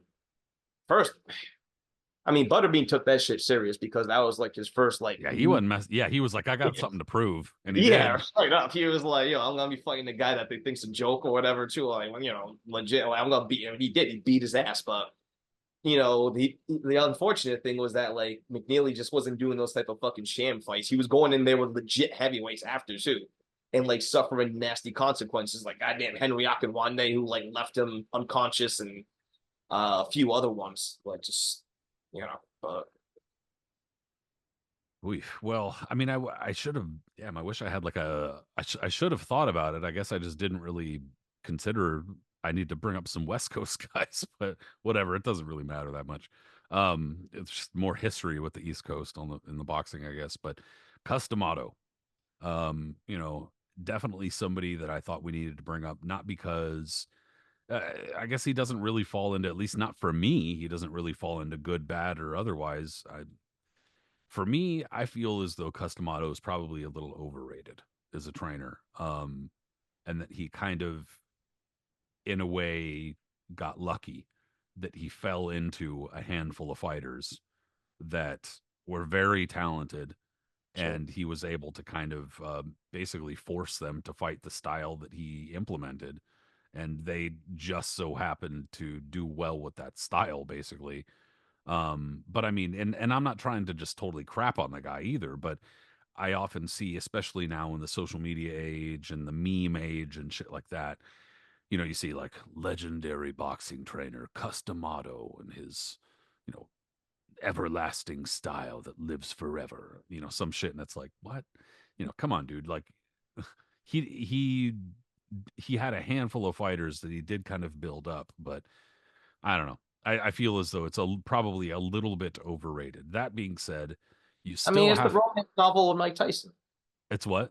It's the romance novel with Mike Tyson. Exactly. Yeah, Yeah, exactly. It's the old white guy who saved Mike Tyson. So that's literally what it is. I'm it nothing against the motto in that way, but like, I don't think his legacy would be as crazy, and people wouldn't be talking about him like that if, say, like he never discovered him, and it ended with Patterson and Jose Torres. You know.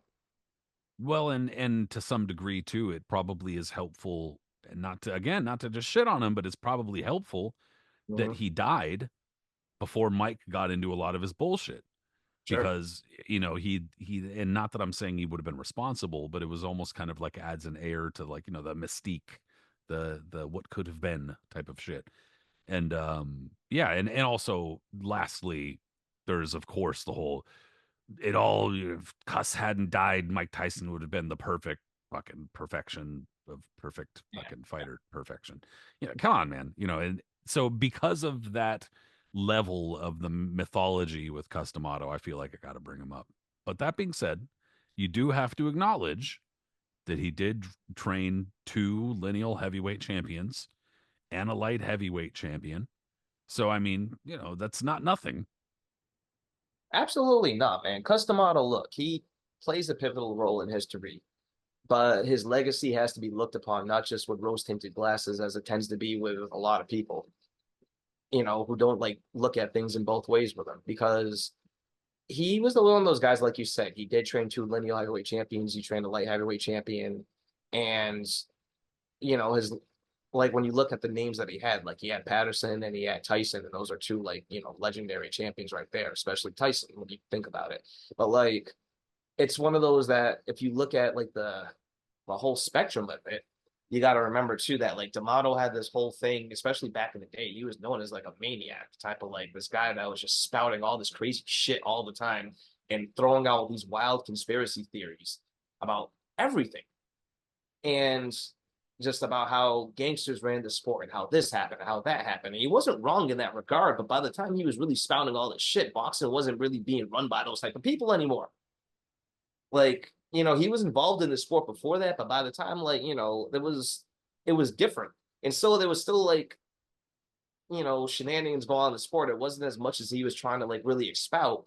And a lot of the time it became, especially within the insides of the boxing world, with matchmakers, with fighters, would know how, just anyone that was like inside the world of boxing, was that D'Amato was just talking a lot of shit because he was trying to protect his fighters, especially, like they were built up kind of soft, very protected. Like he knew he was not going to put them in with absolute killers.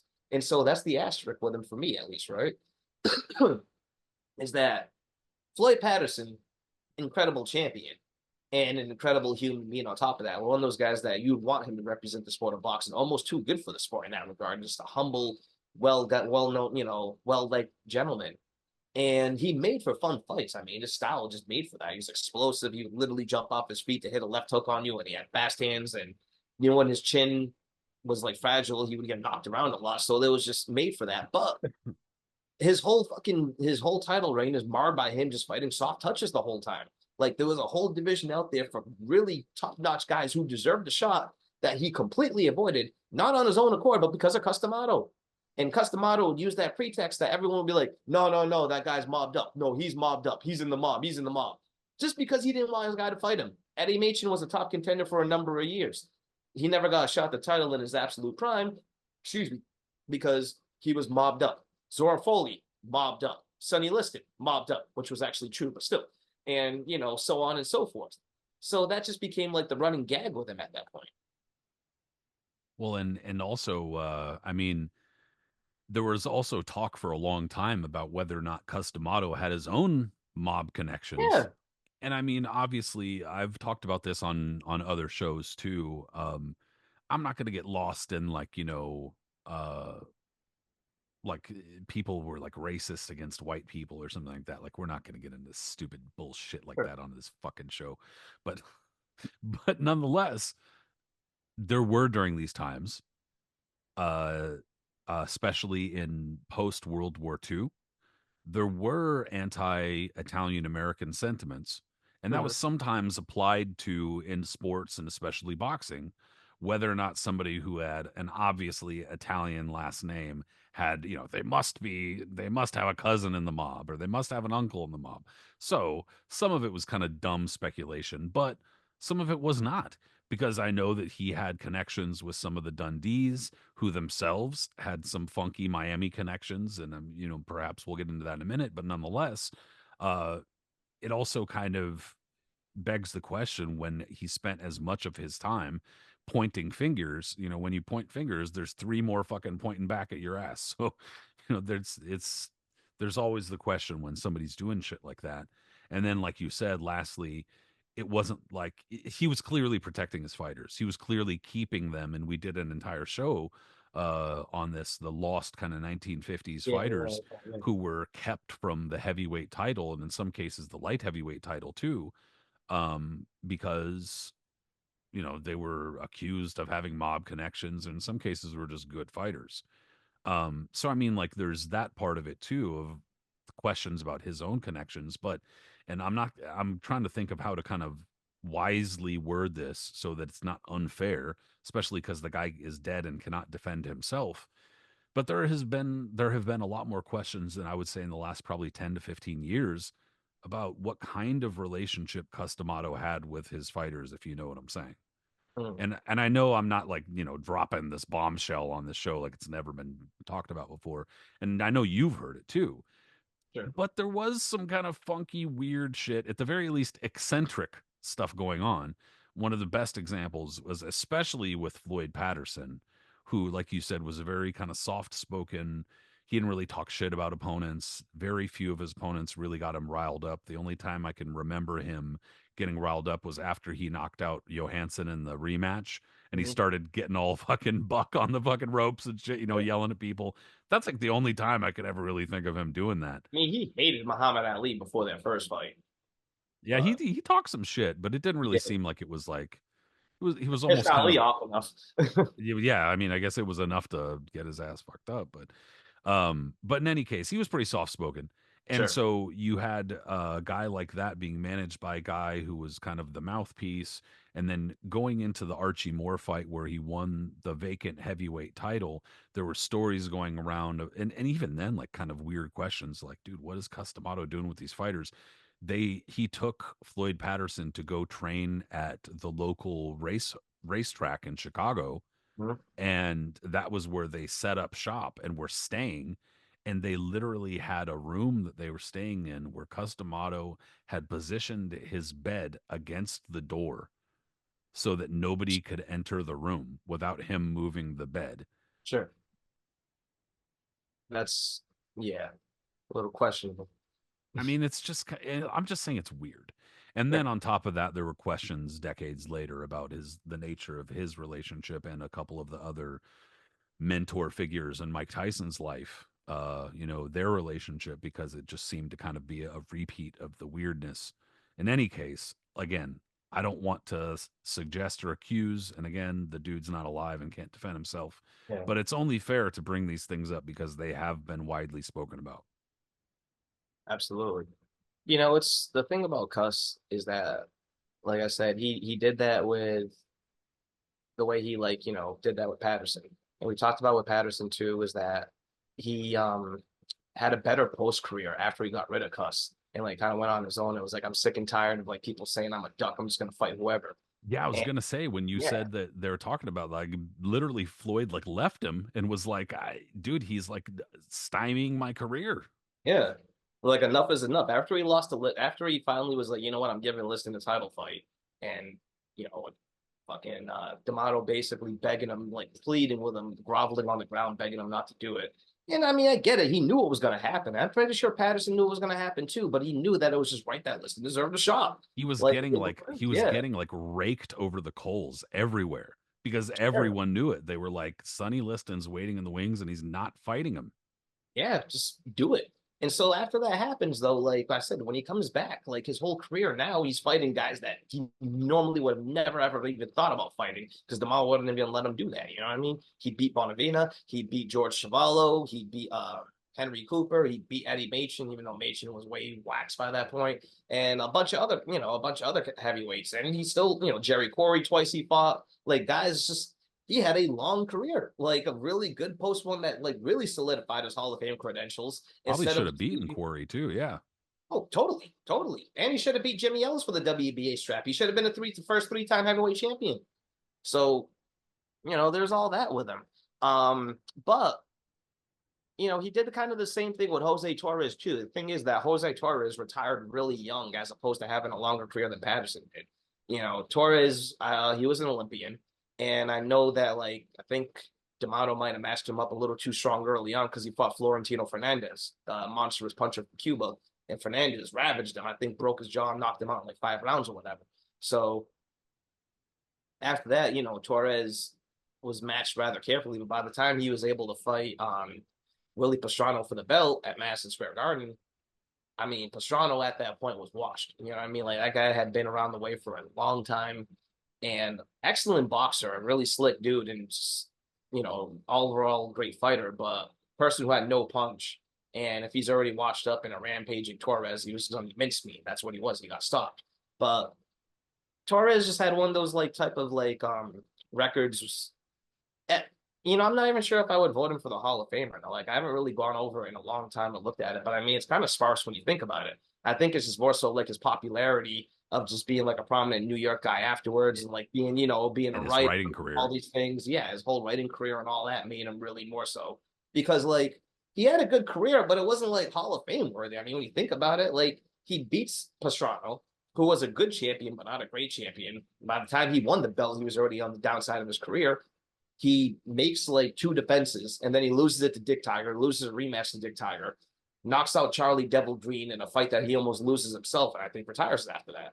So He had close connections to Muhammad Ali, that's right. Yeah.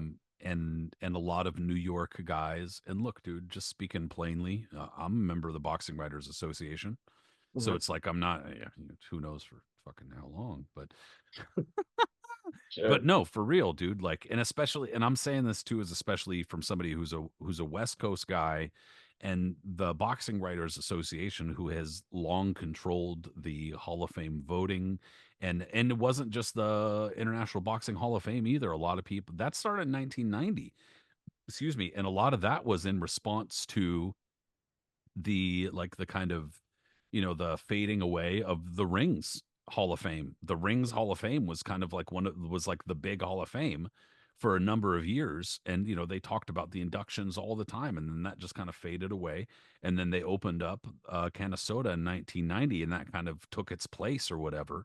But my whole point in saying that is that New York was kind of the hub for all the writers. The New York was the hub for the history and all that type of shit. And so if you got in good with the New York guys, and it's still, and to some degree, it's still true to this day. If you got in good with the New York guys, your chances of like, doing a Hall of Fame shit or, being involved in that type of stuff, a lot higher, a lot higher.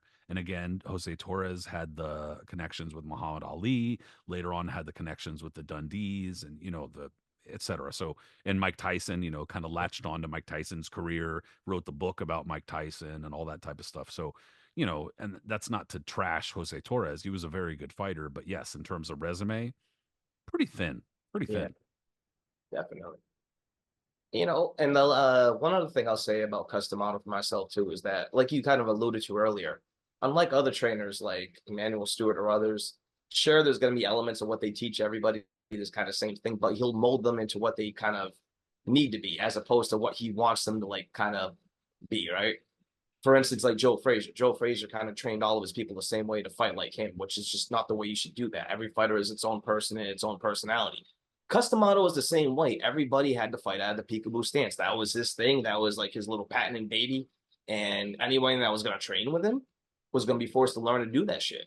And so that was like, it made well for guys like Patterson and Tyson, because they were built and they were short and stocky, and like that whole where you're ducking down and coming in with hooks and jabbing up and things like that works for a build like that, you know. Also, a guy like Jose Torres, to a degree, it kind of works for, because Torres wasn't a really huge guy, so I mean, it can kind of works for him.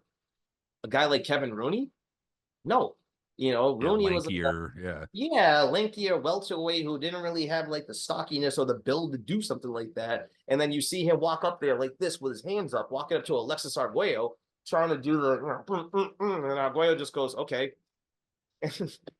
And then scores a highlight reel knockout over him. Like, it doesn't work for everybody, you know? Well, and there was Buster Mathis he worked with earlier in his That's career right. too.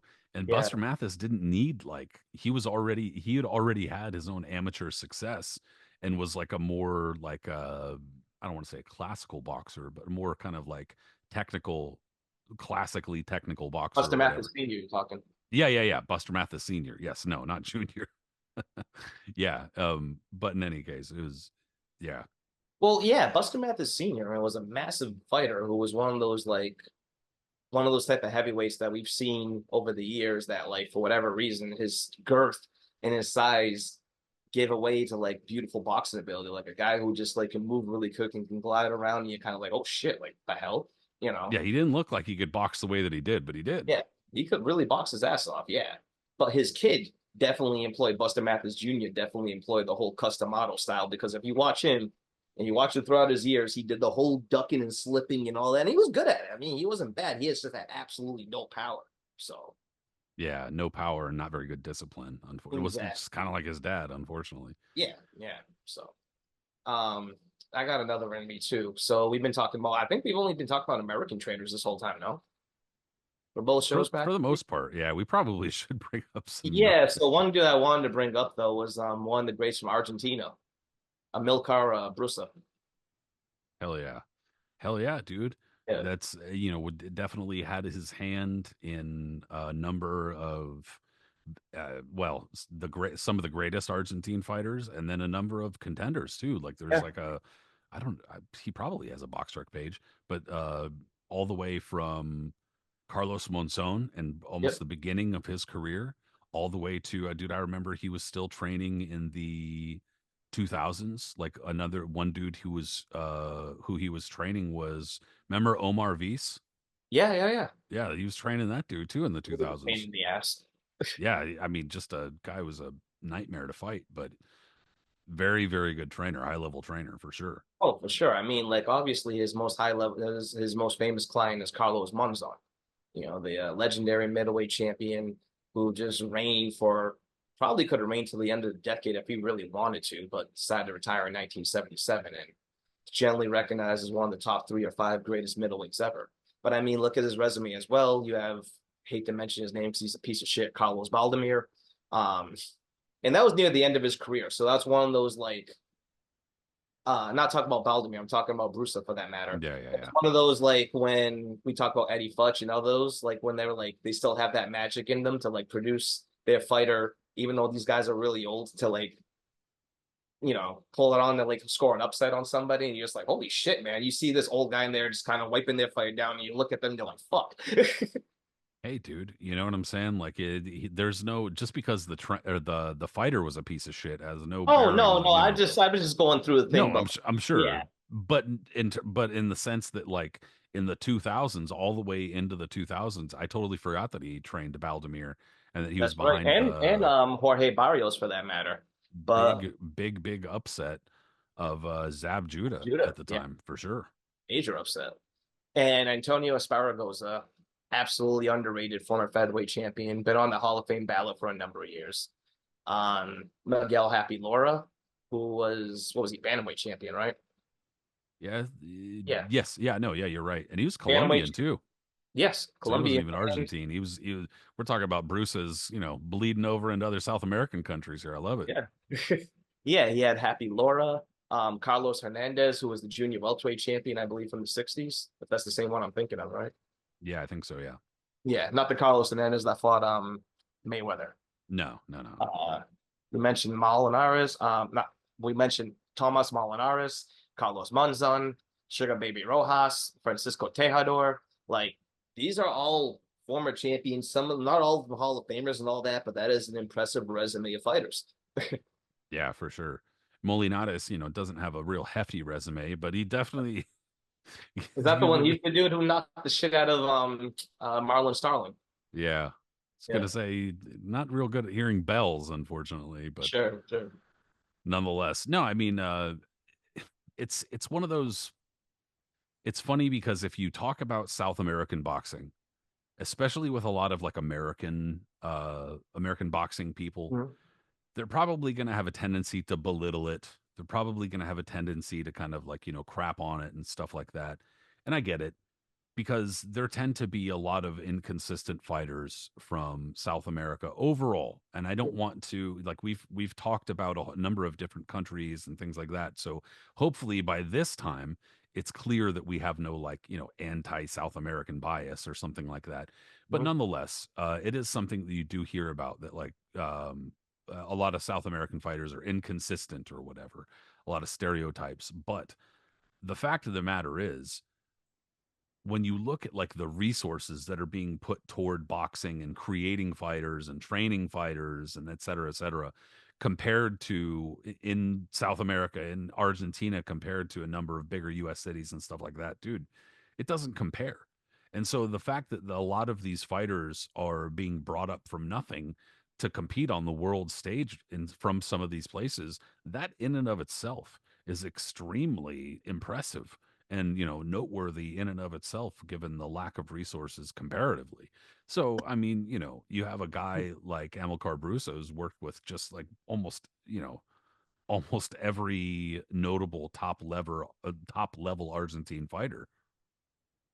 And I mean, it's just one of those things too. Is like with Argentine fighters, if you're like a new fan of the sport, a lot of people just think that they'd be like, oh, they're just face first sluggers, they're just rugged. Yes, they're not face first sluggers. They are rugged fighters, extremely rugged fighters for that matter.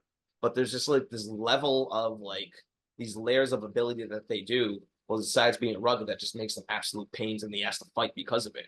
Like they have this brute strength that you can't really build from anywhere else. That just makes them unnormally stronger than the average fighter that they get in the ring with. Like if you see an Argentine fighter fighting a normal guy, man, for whatever reason, Argentine fighters, especially the little stocky dudes, are like the stronger of the two, you know. But it's like the subtle skill that they show with it too, that you've seen guys like Galindez used to do, or Juan Domingo Roldan, for instance, or others, where they just, the carryness of how they slip and do other stuff, all that stuff. But like the thing about Monzon more than anyone else is that like just the discipline with him. All right, you can see what kind of trainer Brusa was because like Monzon didn't do anything flashy. All right, that's the main thing about him. He really didn't. Like he was a great fighter, but he wasn't like super flashy in the sense that like he threw like these wild combinations and punctuated with like a Sugar Ray Robinson left hook to knock your ass out and stuff like that. Nothing crazy. He wasn't overly fast. He didn't have the absolute best footwork on the planet or anything like that. But he just did everything like compactly well. Like he was just so good and sounded with it. You know what I mean? Like there was a guy that clearly, if you're a musician and you keep on doing the same repetitions over and over to build your chops up until the point where it's just second nature and you got it so good that it's just like a part of you. That's what Munzan was. And so like no one could do that. When you fight someone like that and that, considering how tough he was and just like, was overall how tall and lanky, it becomes almost impossible to beat.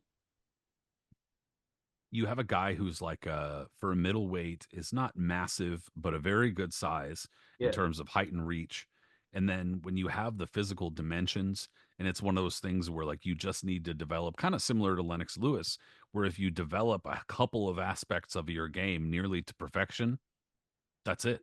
Yep. He had a really, really good jab, and his sense of distance was really good. And Yeah. so those two things coupled together, like I said, similar to Lennox Lewis, made him just like a fucking nightmare to deal with and almost impossible to beat. And it wasn't until Rodrigo Valdez, until later on in his career, where he was like almost getting beaten, where he's like, all right, I better get out of here before one of Yeah. these guys finally takes me out. And plus, besides him, I mean, Monzon was always in shape. Don't get me wrong, but he didn't live a Spartan lifestyle outside the ring at all. Like the dude was a chain smoker, constantly drinking, out philandering and partying and sleeping with Yeah, various living a celebrity women. lifestyle, basically. Yeah. Absolutely, starring in movies and doing all this other shit. Like, dude, like boxing was so good that was so easy to him was that it was just like, that's what he did. It was like a second nature thing. But for whatever reason, he was one of those kind of freaks of nature that, like, besides all the bullshit that he did, when it came to putting it together in the ring, he could still do it, you know? But yeah, that's just. But I want to say that, like, that showed Bruce's type of like discipline. I would say is like Monzon personifies that. Not everybody is going to be that good at just like being able to do everything so compactly and well. And if you look at his list of fighters, not all of them fought that same way. Like Barrios was a very kind of hectic and wild and aggressive individual who didn't really like give way to try to keep distance. Like he just got on the ass. You know what I mean? Baltimore was more of a technical fighter than a guy like Barrios was. But then again, too, yeah, I would put him more in the mold of a guy like Domingo Roldan and like maybe like Galindez in Yeah, terms like a workhorse type of of, guy. yeah, Yeah. workhorse. Who's the other one? Julio Cesar Vasquez. You know, like one of those type of guys, right? Yeah. And Antonio Sparagosa. That dude was just a beautiful boxer puncher who used another one though. Actually used distance really well and just knew how to flow with combinations and all that. There's just various styles here you can choose from. Well, and I think that that's also you talk when we talked about Cus D'Amato and a couple of other trainers and trying to kind of like force fighters to fight a certain style or whatever. I mean, you can define a great trainer or a good trainer however you want, and it's up to you. And I guess it's nothing is incorrect per se, but in my opinion, one of the hallmarks of a great trainer, generally speaking, is going to be that they're going to be able to recognize or acknowledge in a fighter what their strengths and weaknesses are and work with that and work with what they have rather than say, here's the mold, either fit the mold or get the fuck out. Or Yeah, if you don't fit the mold, you get knocked out or you lose or that's it, you know? And fine, if that's the way you operate, then that's the way you operate. But I feel as though that ability to adjust, that ability, that's also the hallmark of a great fighter. That mhm, ability to adjust and the ability to think outside the box, try new things, learn new things, etc. So that definitely you can see with Hamil or Amilcar Brusa. sure, sure. So I just figured he was one another of those guys that we need to bring up for that. So. And kind of riding the coattails of the non-US trainers, just to be Mhm. fair here, gotta bring up Nacho Beristain. Now, Absolutely. one of the trainers of some of the greatest Mexican fighters. And even if he didn't train them exclusively, worked with a whole bunch of them, kind of like the Mexican, like Ray Arcel, you know, Oh my God, yeah. a dude who was a hired gun trainer for hire, but also developed fighters and a very technical trainer. Again, some of the greatest Mexican fighters of all time have worked with Nacho Beristain and some Mhm. of the greatest fighters of certain divisions too, like you know, Gilberto Roman, Yep.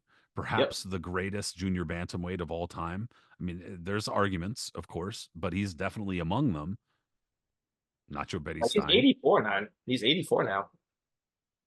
Yeah, he hasn't looked super great for a number of years. Like he's looked like he's but he's still around and kicking. I mean, Sure. So like yeah, like you said, some of his earlier champions, he had Gilberto Roman, who was just we vote for him every year for the Hall of Fame. Just an incredible fighter, brilliant fighter. Melchor Cobb how are these Castro. people not recognizing? Look at the voters, fucking Hey, idiots. don't get me started. Do not get me I started. know. We're gonna go on a. We're gonna get. I'm gonna I'll get start myself losing kicked out of my the mind. Boxing Yeah. Writers Association. You're gonna get kicked off the planet. Just join You me, fucking bro. Fuck that. I ain't no fucker. boxing association person. Anyways, he had Fuck it. Gilberto Roman, which surprisingly is not on his list for box rec. They're missing that one. Melchor Cobb Hmm. Castro. And that's one right there. That's an interesting one too, because Cal Castro, we talked about on the show a couple of times, very underrated fighter from the junior flyweight, strawweight, flyweight era of the late 80s, early 90s, who, still fighting all the way up until like the late 90s into the early 2000s. I think it's finally Usually seen as an opponent, you know, to sure. the bigger fighters, but was a good fighter. Yeah, yeah, yeah, yeah, yeah. I think his career finally petered out when he lost to uh Jorge Arce. Mm. Sure. One sec, bro. My bad. Fucking contact just fell out. Oh man, you got hit, bro. This is like a we're like on a ski slope in the '90s. I Yeah, lost the no, what the contact. fuck, man? Sorry. No, no, it's all good. I was gonna say I'll pick up the torch where you left off, bro. Okay, yeah, yeah, yeah, yeah, yeah. Daniel Zaragoza was his very first world champion. And I mean, like, you know, that goes to show you that he goes back quite a ways. And I know that he was working in boxing before then too, but Daniel Zaragoza goes back into the 80s. You know, and also on top of that, like I've spoken about before, and specifically mentioned it in regards to Zaragoza, is that I give like extra credit to fighters who are able to accomplish what they accomplish and do it without a whole lot of punching power. Sure. And Zaragoza is exactly fits that mold. A dude who was a pain in the ass to fight, had a total just terrible style and zero punching power, but would make you look awful. And that was Nacho Beristáin's very first world champion. See, that's a great thing right there, man. Like I love Zaragoza. You know, he was one of those dudes who like he was one of the original old guys when I was a kid that I remember just like hanging on. Well, when he first became champion, um, first time I saw him was against the Dominican dude there.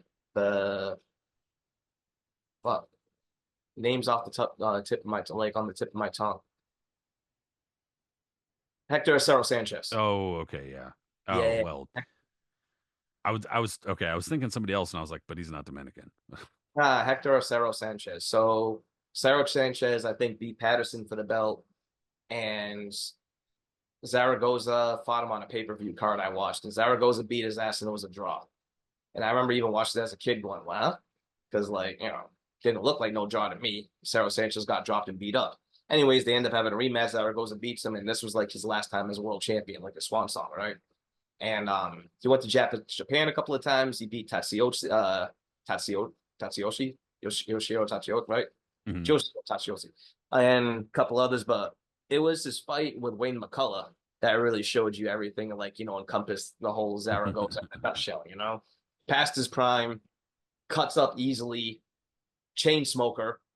Um, Guy's in his late 30s right now, you know what I mean? Just scraggly face like that, receding hairline. Was Nacho in his corner for that fight? I'm assuming he was, right? I'm pretty sure he was, yeah. At Yeah. least I would And, imagine. and then he was in Boston fighting Wayne McCullough, who was undefeated at that time, moving up from bantamweight. And on everybody was excited about him, trained by Eddie Futch. And Zaragoza just puts in that performance of a lifetime, turning back that challenge.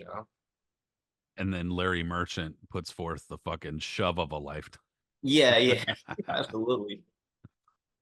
And Yeah, look what he dude. did with the Marquez brothers too, man. Like there was just technical brilliance right there. Like uh, Rafael and Juan Manuel Marquez, like they weren't like the same.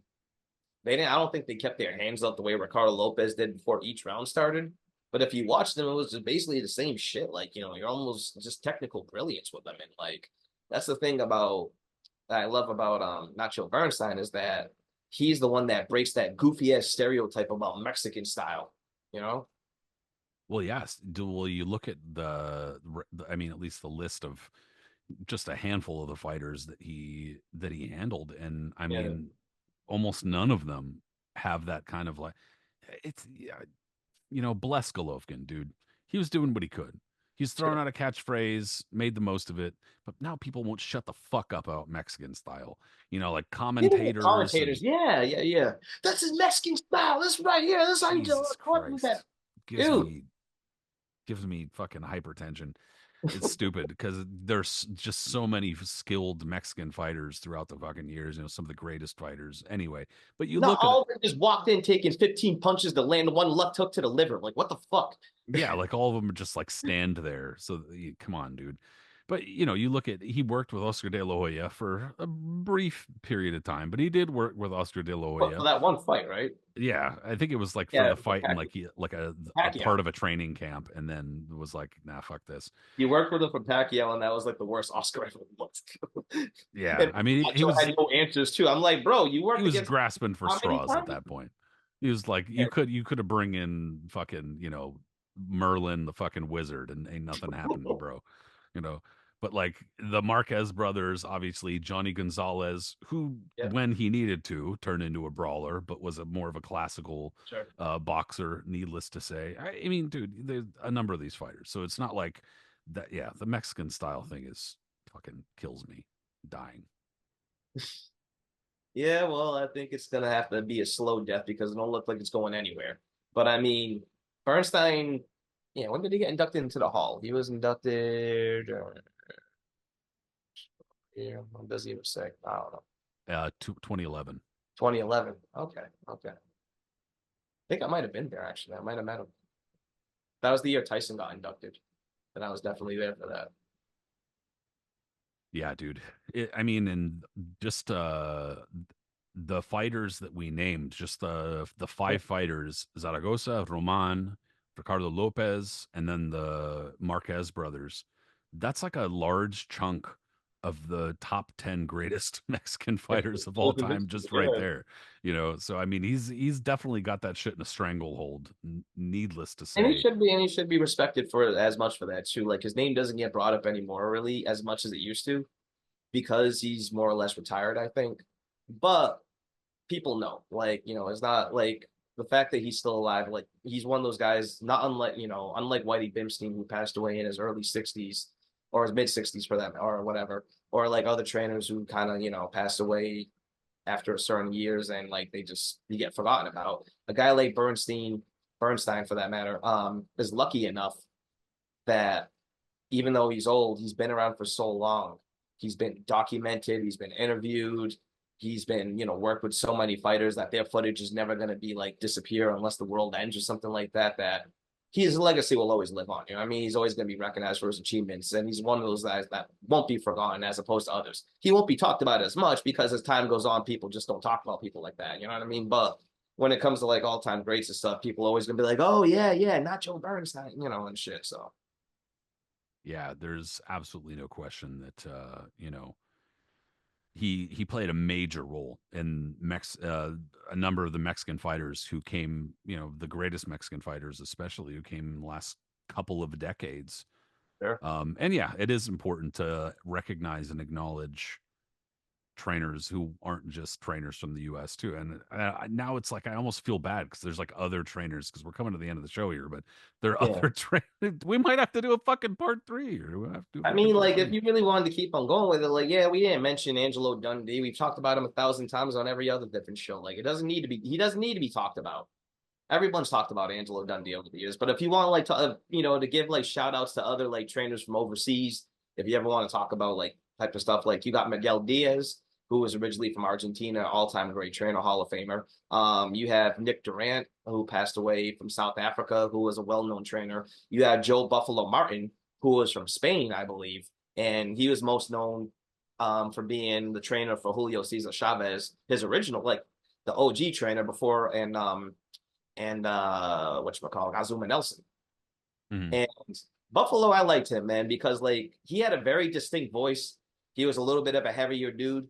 And the way, like, and like you would hear him in the corner talking to Chavez, right? Especially like when things got a little rough, like in the Meldrick Taylor fight. Well, I can't do his voice, but he's yelling, blah, blah, blah, por familia, and he's like, for your family, Julio, for your family, you gotta do this. Like he had a very like, and he was a great trainer. He wasn't just like a hype man. Like he was a really good, well-known trainer. And he's completely forgotten today because unfortunately he's one of those guys that died at a young age. He died in a car accident in like 1996 or something. How many people are going to bring him up today unless you like Google Chavez and you see a video of him in the corner? But Brendan Ingle was another one, from England. Obviously, Nassim Hamed's trainer, and the Harold Graham, one that like was the pioneer of that really wonky style that got popularized later on. So there are tons of them out there. Yeah, Enzo Maccarinelli, who, or Yeah. not Enzo Maccarinelli, sorry, Enzo Enzo Calzone. Calzaghe. Yeah, Yeah. Enzo. Okay, I got half of the name correct. No, Enzo Calzaghe also was another trainer. Um, what was his first name? Atuquai Claudio, the guy who he trained Azuma Nelson and a Oh, number okay. of obviously the Claudio very extended Claudio family in Ghana. So I mean, had to Yeah, drop at least Uzi one. and Guni from South Africa, who trained a number of those fighters out there. That was Cedric's right hand man. Gotta Yeah, gotta name drop a number of African trainers, dude, because I know we know yeah. Africa is not one country. We're not trying to suggest that, but there are his in general, it's just a place that does not get love in the boxing world, and it should. But I'm sorry, I met a girl from Ghana the other day, and I was asking her if she ever heard of like Ike Forte or um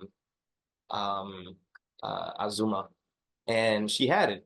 But I mean, like I was mentioning, I was showing her what tribes they were from, and she was like, "Oh, the Ga tribe, like from where where Corte was from, and she started telling like breaking it down for me how they are, or like where they're located and this and that and all that, and then I was telling her how like intimidating it is when they would fight And you're because like, yeah, right, yeah, I was like tell me more about this. I was telling her how intimidating though it is to fight them, right? Because you have to agree with this. I don't know if you could still get away with this today, but like when Corte would fight, when Azuma Nelson definitely would fight. I'm not even sure if it got happened with Claudia or not, but you would always have the fucking djembes and all the stuff around the ring. People would during the whole fight. Nah, man, that would freak me the fuck out, bro. That's just like, Well, bro, they had some of these British fools with the what was it? What yeah. was it called? The Oh, the Vazuvula, stupid horn. Yeah, Vavuzela, yeah, the that's right. Yeah, fucking. yeah. Come on, bro. If we can Yeah, I handle don't think that you shit, can get then we away can with this handle stuff. some fucking drums, bro. No, no, I mean like if You you know had to what I'm fight, saying? if you had to fight Azuma Nelson, you just hear around the Yeah, ring. that might fuck with you. That's what I mean. I would fuck with me so badly. I would be so scared. I'm like, nah, we're gonna die right now. Yeah, I might fuck with you a little bit, Yeah. dude. That might throw you off. I loved it. I love watching. I love hearing it during a fight. I'm just saying, if I was the guy fighting one of those dudes, I'd be scared out of my mind. That's just like super intimidating.